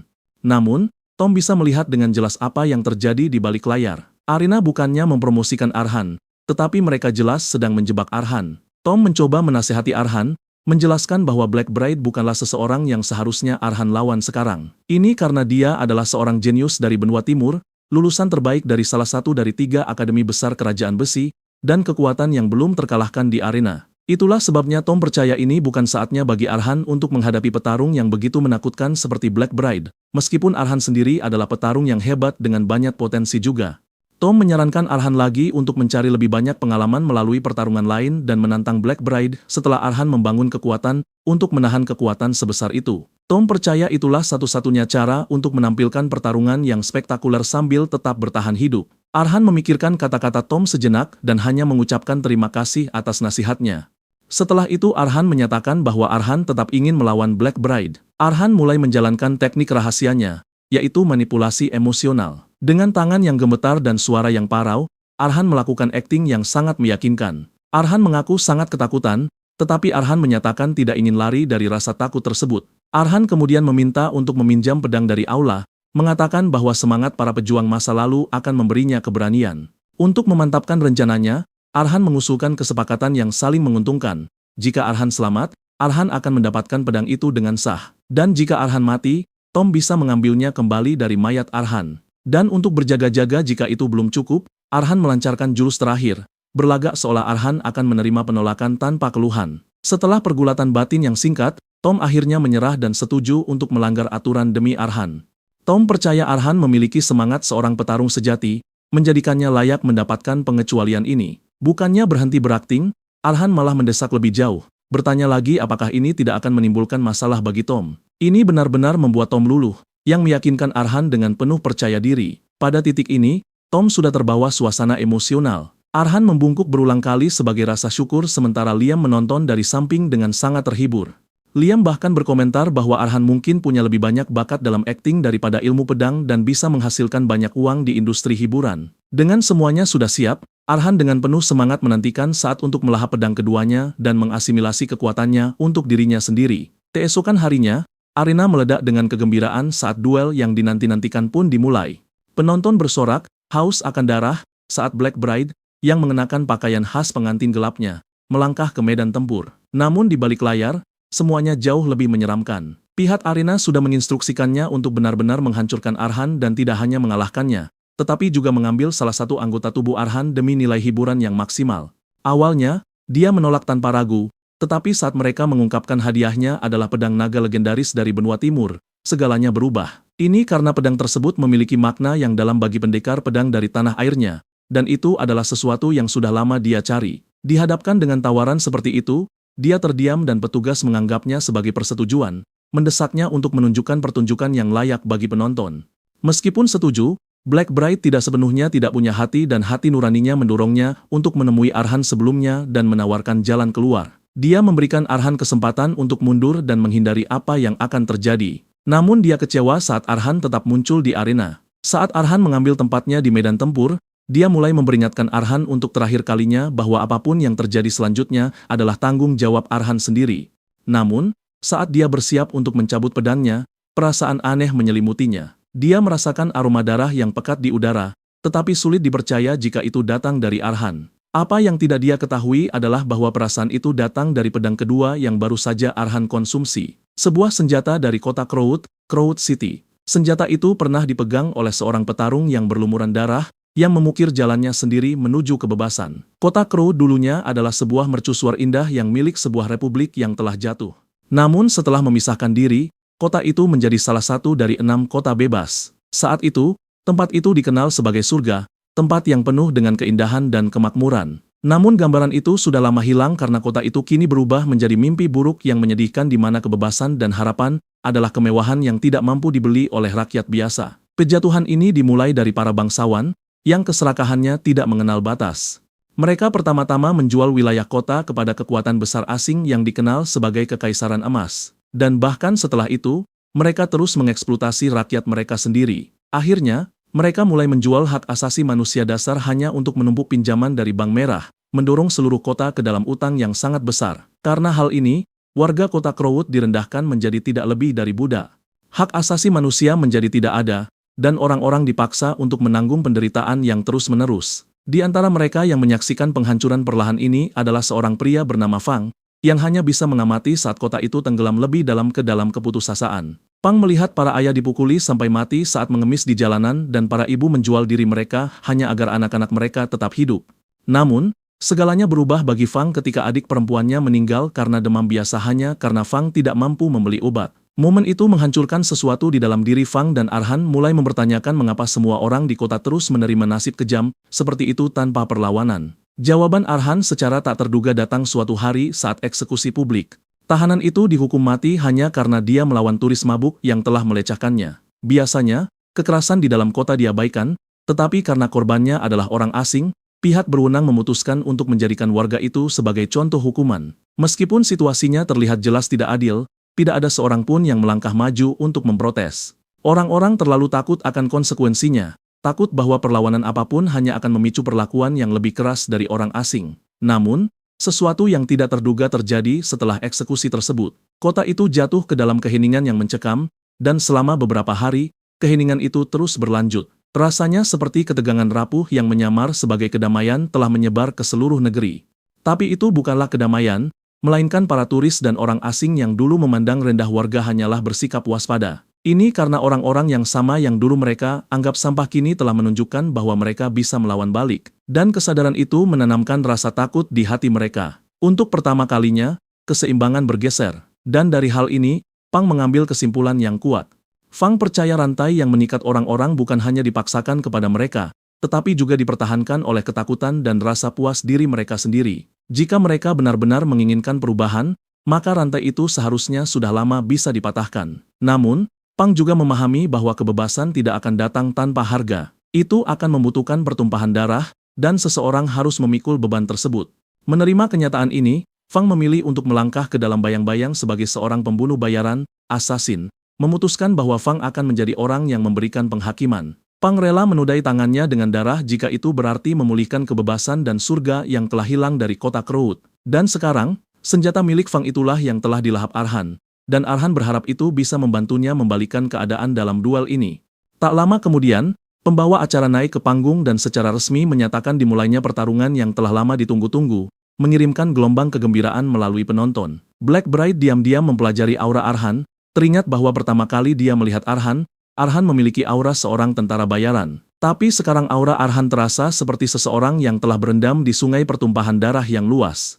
Dia mencatat bahwa Arhan sekarang lebih tampak seperti seorang pembunuh yang diselimuti kegelapan dan darah. Dia terus mempelajari Arhan, mencoba memahami apa sebenarnya Arhan, tapi dia tidak menemukan jawaban, tidak mampu memahami situasi aneh ini. Dia mempelajari Arhan dengan cermat, mencoba memahami apa sebenarnya yang berubah, tetapi tidak ada yang masuk akal. Celah antara apa yang dia lihat sebelumnya dan apa yang dia rasakan sekarang terlalu lebar, membuatnya tidak mampu memahaminya.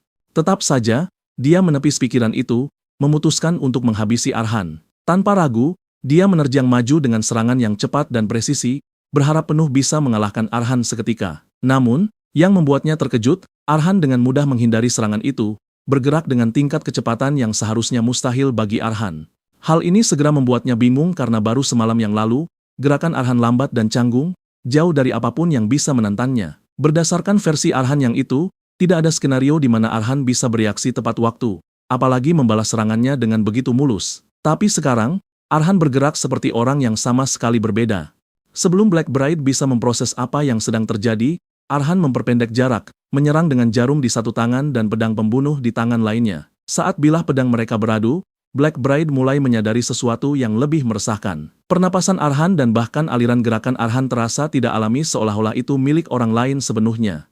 Saat pertukaran serangan berlanjut, Arhan mengimbangi kecepatannya, dengan mudah menyamai serangannya. Hal ini hanya memperdalam kebingungannya karena semua tentang Arhan bertentangan dengan apa yang dia ketahui. Berdiri di hadapannya bukanlah petarung tidak berpengalaman yang sama seperti sebelumnya, melainkan sesuatu yang jauh lebih berbahaya, memaksanya untuk bertanya-tanya apa sebenarnya Arhan itu. Arhan mengabaikan pertanyaannya dan terus membalas serangannya sambil menghindari setiap serangan dengan tepat, memaksa Black Bride untuk menganalisis gaya bertarung Arhan dengan cermat. Dia segera menyadari bahwa gerakan Arhan tidak biasa karena Arhan bertarung seperti tentara bayaran dan pembunuh pada saat yang bersamaan. Gerakan Arhan terus berubah tanpa jeda, membuatnya sangat sulit untuk memprediksi apa yang akan Arhan lakukan selanjutnya. Transisi mulus antara dua gaya tersebut mengacaukan pengatur waktu serangannya, dan untuk sesaat, hal itu memberikan Arhan keunggulan. Bahkan Arhan bisa merasakan betapa Arhan telah berkembang pesat, menyadari bahwa Arhan telah melampaui level seorang pemula pedang. Namun, meskipun terlihat mengesankan, Arhan sangat sadar bahwa apa yang Arhan lakukan hanyalah aksi teater yang nekat. Arhan tahu Arhan memaksakan gerakan yang tidak sepenuhnya milik Arhan. Dan tidak butuh waktu lama sebelum ketakutan Arhan menjadi kenyataan. Black Bright perlahan mulai beradaptasi dan segera menembus ritme Arhan, memukul Arhan mundur. Setelah dia selesai menganalisis Arhan, dia dengan tenang bertanya apakah Arhan punya trik lagi, memperjelas bahwa dia sudah memahami pola Arhan. Pada saat yang sama, penonton meledak dalam kegembiraan. Mereka terkejut bahwa petarung peringkat perunggu belaka seperti Arhan berhasil mempertahankan posisinya melawan Black Bright yang tak terkalahkan. Kemenangan terbaru Arhan telah menarik perhatian, dan sekarang lebih banyak orang memasang taruhan pada Arhan yang selamat dari duel tersebut. Beberapa bahkan mulai percaya Arhan benar-benar bisa menang, sementara yang lain tetap yakin tidak mungkin petarung tidak berpengalaman bisa mengalahkan seseorang yang sekejam dia. Tetap saja, sorak-sorai semakin keras dengan beberapa penonton mendukung Arhan. Sementara yang lain hanya berharap Arhan setidaknya mati dengan cara yang lebih mengesankan daripada mati seperti tikus got.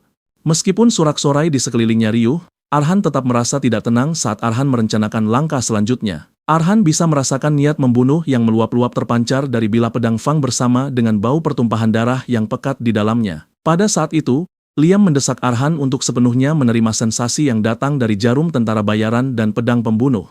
Liam menjelaskan bahwa meskipun kehidupan mereka benar-benar berbeda, kedua senjata itu berbagi tujuan yang sama. Keduanya diciptakan untuk menghadapi musuh yang lebih kuat dari pemiliknya, menjadikannya pedang yang lahir dari perjuangan. Namun, Liam memperingatkan Arhan bahwa menyerap nyawa seorang pembunuh tidak akan mudah, terutama bagi seseorang yang belum berpengalaman seperti Arhan. Jika Arhan kehilangan kendali, pedang itu bisa mengonsumsi Arhan sebagai gantinya.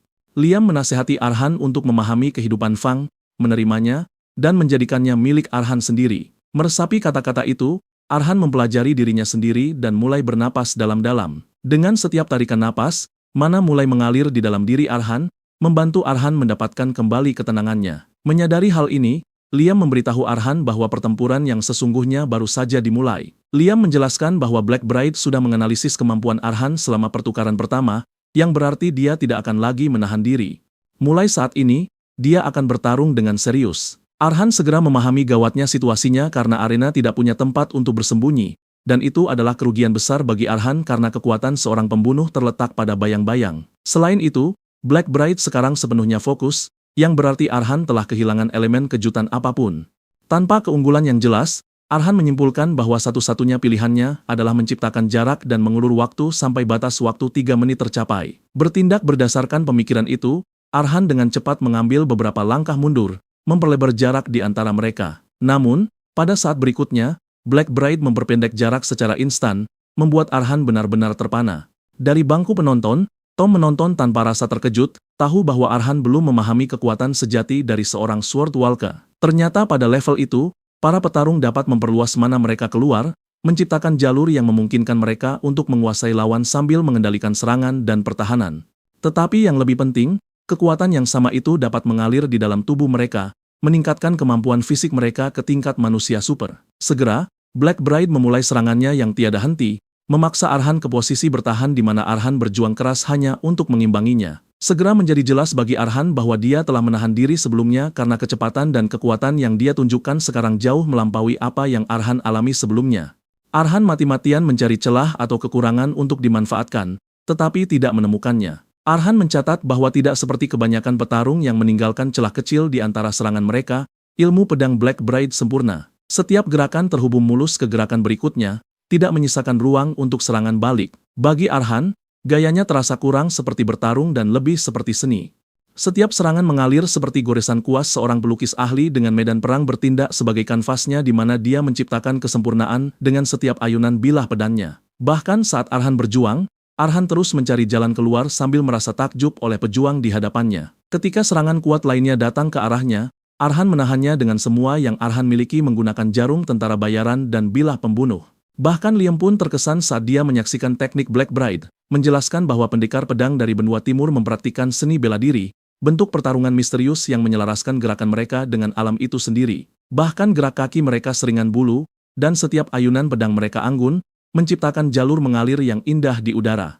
Setiap serangan indah menghantam seperti ombak dan hanya berhenti saat mengenai lawan yang menerimanya. Arhan terus menghindari setiap sapuan pedang yang sempurna itu. Tapi tepat ketika Arhan pikir Arhan sudah aman, Black Bride memetakan jalur yang mengenai Arhan tepat di tengah. Dan dengan lompatan yang kuat, dia menerjang maju untuk menyelesaikan mahakaryanya. Namun tekanan kuat dari serangan yang datang memaksa Arhan masuk ke dalam kehidupan pembunuh.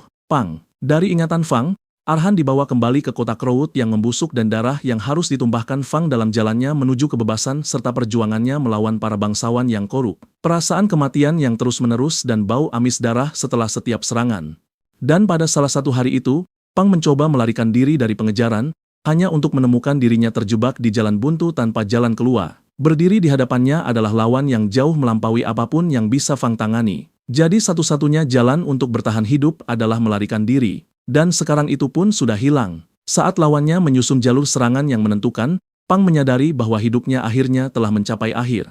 Namun, saat musuh menerjang ke arahnya, sesuatu yang hanya bisa digambarkan sebagai keajaiban terjadi. Pang melihat celah kecil di hadapannya, yang segera dia sadari adalah hal yang sama yang telah membantunya meloloskan diri dari maut beberapa kali. Saat musuh mendekat dan menyerang, Pang entah bagaimana menghindari serangan itu dan bersiap untuk serangan balik menggunakan celah tersebut. Pada saat itulah, Arhan selesai mengasimilasi ingatan itu dan menemukan celahnya sendiri melawan Black Bride. Arhan segera menebas bahu bagian atas Black Bride, mengeluarkan darah. Black Bride terkejut saat Arhan melesat ke ujung yang lain. Arhan akhirnya memahami bagaimana para pembunuh selalu menemukan cara untuk bertahan hidup, bahkan dalam kondisi yang paling gila sekalipun. Namun, ini adalah sesuatu yang tidak bisa Arhan capai sendirian, melainkan dengan ingatan seorang pembunuh jenius. Black Bride terkejut bahwa Arhan mampu menembus jalur serangannya yang terpetakan sempurna hanya dalam beberapa detik. Namun, serangan telak yang dia berikan pada tulang rusuk Arhan meyakinkannya bahwa Arhan telah mencapai ujung jalannya. Arhan membeku saat Arhan mulai merasakan sakit yang luar biasa di perutnya. Arhan mencatat bahwa Black Bride adalah lawan yang luar biasa dibandingkan dengan lawan Fang, yang juga merupakan Sword Walker yang terampil. Dia tidak hanya menghindari luka fatal dari Arhan, tetapi juga berhasil memberikan kerusakan pada Arhan hanya dalam sepersekian detik. Karena serangan itu, tulang rusuk Arhan terasa seperti akan patah bahkan dengan gerakan sekecil apapun. Itulah sebabnya Arhan tetap membeku di tempat. Dalam kondisinya yang terluka, Arhan takut Arhan mungkin tidak bisa menggunakan seni tentara bayaran atau pembunuh, dan menciptakan jarak untuk mengulur waktu bahkan lebih mustahil lagi. Setelah menganalisis pilihannya, Arhan menyimpulkan bahwa tindakan terbaik adalah menyerah dalam duel tersebut. Arhan sempat mempertimbangkan untuk mengambil rute ini, meskipun itu mungkin memalukan. Setidaknya dengan nyawanya yang masih utuh, Arhan percaya Arhan bisa naik peringkat dengan cara yang benar nanti. Namun, kekerasan kepala dalam darah keluarga Caravan menyapu Arhan, membuat Arhan lebih bertekad untuk terus maju. Menyaksikan keturunan mudanya memperbarui tekadnya untuk bertarung meskipun peluang melawannya kecil, Liam tersenyum bangga. Bahkan pembawa acara pun tertegun bahwa petarung perunggu belaka berhasil melukai ratu pejuang yang tak terkalahkan. Dia mulai bertanya-tanya apakah Arhan berencana untuk tetap bertarung dalam kondisinya yang terluka. Melihat Arhan bersiap untuk ronde berikutnya, pembawa acara menyadari Arhan memiliki bakat untuk menjadi bintang dengan tekad yang tak kenal lelah seperti itu. Jadi dia membakar semangat penonton dan mengumumkan bahwa Arhan punya sisa waktu sekitar 10 detik lagi menuju kemenangan. Saat Arhan dan Black Bride berhadapan dalam pertarungan terakhir mereka, Liam memperhatikan keturunan mudanya yang dia yakini tidak memiliki bakat seorang jenius. Bagi Liam, seorang jenius merujuk pada mereka yang menemukan jalan di tengah kondisi yang mustahil. Mereka selalu menempa jalur mereka sendiri saat dihadapkan pada ujian yang tampak mustahil bagi orang lain dan muncul sebagai pemenang. Dan orang jenius adalah mereka yang pencapaiannya bertahan sepanjang sejarah. Tetapi Liam menyimpulkan bahwa Arhan jelas bukan salah satu dari mereka karena tubuh Arhan lemah dan penguasaan pedang Arhan rendah. Sementara petarung normal dapat dengan cepat mempelajari 10 langkah, Arhan hanya bisa mengelola kurang dari 3 langkah dalam waktu yang sama, yang merupakan batas yang dapat diterima tubuh Arhan. Sementara itu, Arhan berdiri kokoh meski disayat di beberapa bagian oleh Black Bride. Hal ini membuat Liam percaya bahwa Arhan mungkin termasuk di antara sedikit orang yang dianggap lebih hebat dari orang jenius karena mereka tidak pernah menyerah. Segelintir orang pilihan ini disebut sebagai legenda dan tekad mentah mereka terkadang menyebabkan riak besar yang membuat mereka menjadi pahlawan. Liam percaya bahwa ketidakyakinan Arhan, bahkan saat dihadapkan pada kehilangan segalanya yang Arhan sayangi, adalah apa yang membuat Arhan berbeda. Karena dalam kegelapan itu, Arhan tidak pernah melepaskan pedangnya sampai saat terakhir. Liam menunjukkan bahwa inilah yang memberi Arhan kualitas untuk menjadi seorang pahlawan. Namun, saat berikutnya, Black Bride melakukan sesuatu yang mengejutkan Arhan. Dia menggunakan gerakan penari tentara bayaran Arhan yang persis sama untuk menyerang Arhan dan bahkan memastikan Arhan menyadarinya. Sayangnya, sebelum Arhan bisa menyadari apa yang sedang terjadi, pedangnya menancap di bahu Arhan, melukai Arhan secara fatal. Hal ini membuat Liam menyimpulkan bahwa dorongan pahlawan Arhan agak kurang, tetapi Liam mendorong Arhan agar jangan kecewa.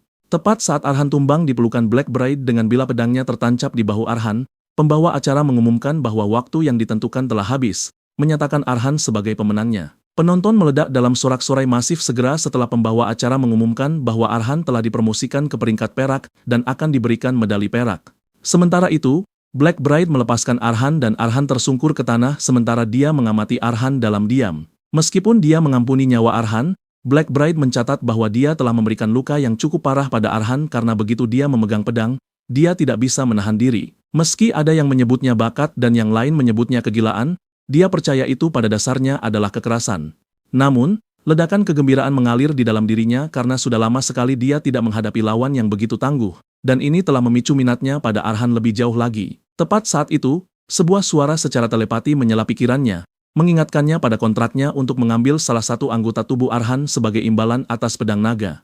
Dia memberitahu Black Bride bahwa dia tidak akan menerima hadiahnya jika gagal memenuhi kesepakatannya. Dari area VIP, bangsawan menyebalkan itu mengeluarkan instruksi kepadanya menggunakan bola bercahaya. Dia memberikan satu kesempatan terakhir kepada Black Bride untuk mengambil lengan Arhan sebagai trofinya murni untuk tujuan hiburan sebagai imbalan atas pedang naga.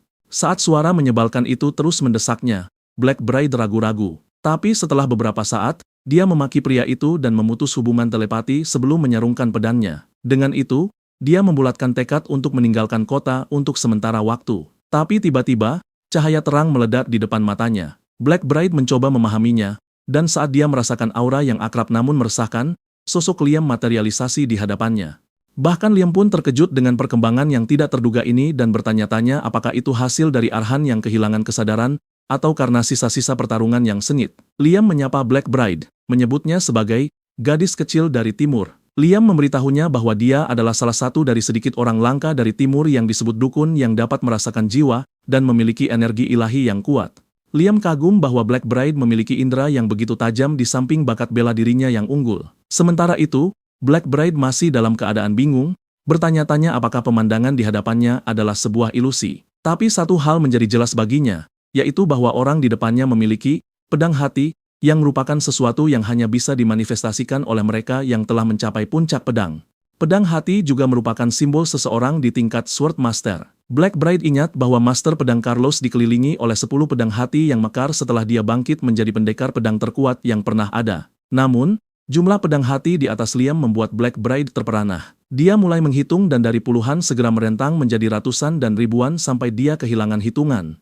Menyadari pedang-pedang itu menutupi seluruh langit, dia mempelajari Liam dengan cermat, tidak mampu menentukan hakikat makhluk yang menjulang di hadapannya. Merasakan dilemanya, Liam memberitahunya bahwa dia belum dilengkapi untuk sepenuhnya memahami jawaban dari semua pertanyaannya. Liam kemudian mendorongnya bahwa itu adalah sesuatu yang juga bisa dia raih, dan itu dikenal sebagai tanah pedang, atau tujuan akhir dari semua bilah pedang.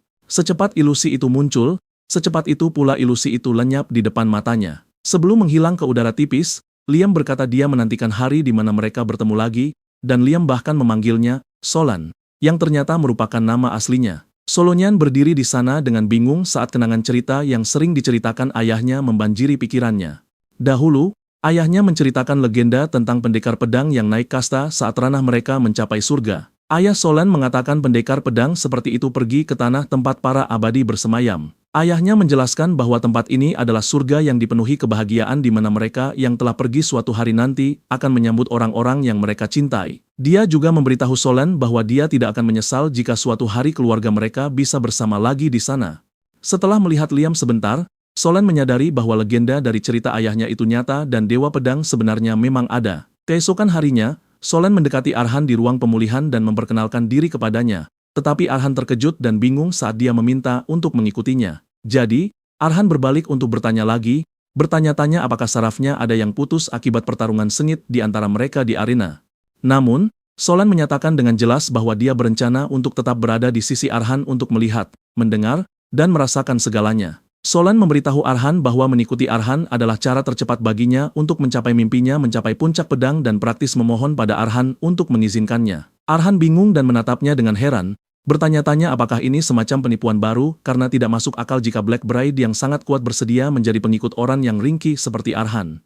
Melihat Arhan yang kebingungan, Liam memberitahu Arhan tentang pertemuannya dengan Solan setelah Arhan pingsan di arena. Liam dengan bangga menyatakan bahwa Solan terpikat oleh pesona abadi Liam yang luar biasa. Arhan hampir tersedak saat melihat leluhurnya yang sudah tua bertingkah seperti pelawak murahan. Liam terus membual tentang bagaimana sejak zaman kuno, pendekar pedang segera menjadi pengikut setianya hanya dengan melihat bayangannya.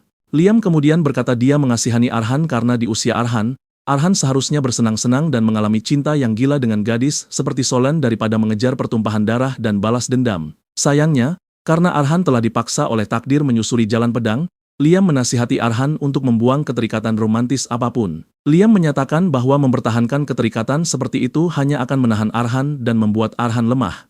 Liam kemudian mengingatkan Arhan bahwa Arhan adalah keturunan keluarga Caravan dan penuntut balas bagi mereka yang telah dirampas nyawanya. Liam mendesak Arhan untuk menilai-nilai Solan sebagai pendekar pedang dan menentukan apakah itu nyata. Arhan diam-diam mempelajari dan mencatat bahwa Solan adalah aset tingkat tinggi yang ingin bersumpah setia kepadanya. Dan karena Liam juga mengakui bakatnya, Solan akan membantu dalam mencapai tujuan Arhan.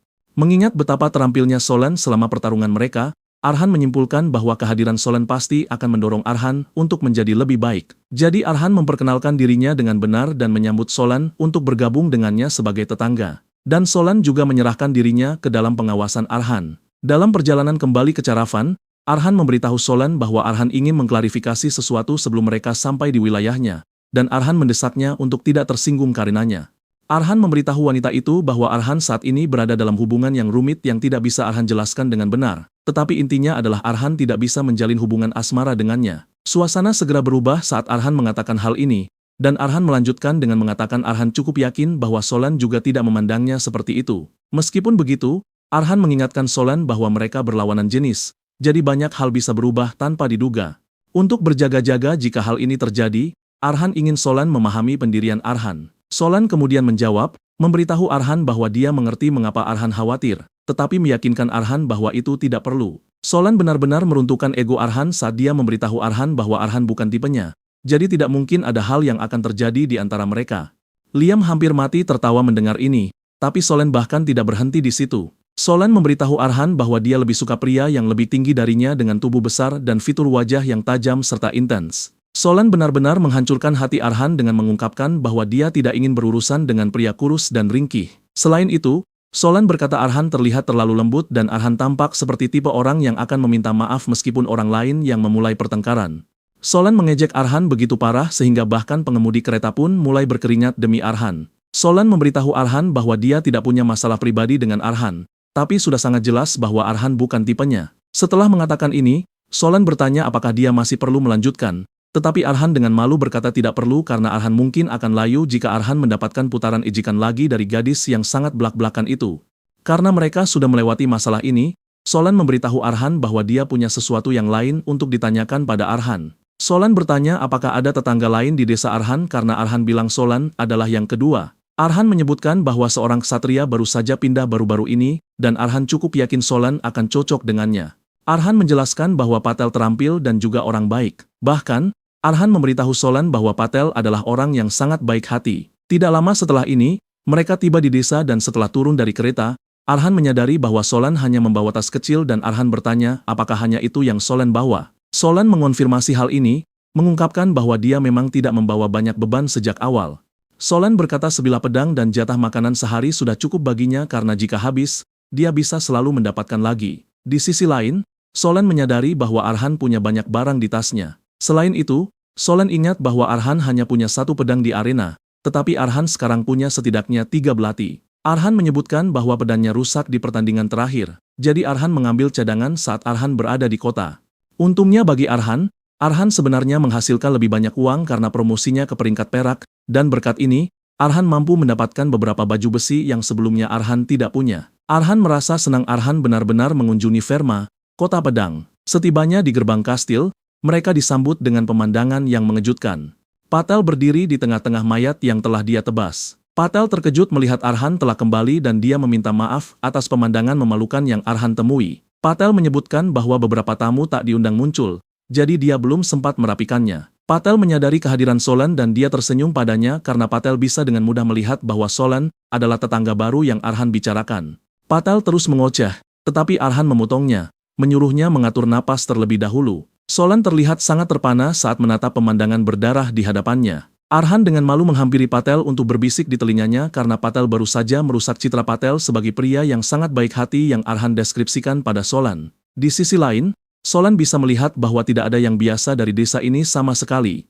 Setelah mereka beristirahat, Patel menjelaskan bahwa beberapa penyusup muncul saat Arhan pergi. Untungnya, beberapa dari mereka mundur setelah Patel memperingatkan mereka, jadi tidak ada masalah yang terlalu serius saat itu. Namun, sekitar seminggu yang lalu, kelompok yang benar-benar berbeda mulai menargetkan desa tersebut. Patel mencoba menangani masalah ini secara diplomatis, tetapi mereka memutuskan untuk menyerang Patel. Pada hari itu juga, inilah sebabnya Patel tidak punya pilihan selain menebas mereka, yang menjelaskan mengapa mereka menemui pemandangan mengerikan seperti itu. Patel memberitahu Arhan bahwa dari apa yang telah dia kumpulkan, para penyusup itu bukanlah bandit biasa karena mereka menyebut diri mereka Persaudaraan Serigala Merah, Red Wolf Brotherhood. Arhan terkejut karena nama-nama yang terikat pada warna dan dipasangkan dengan hewan biasanya dicadangkan untuk ordo ksatria.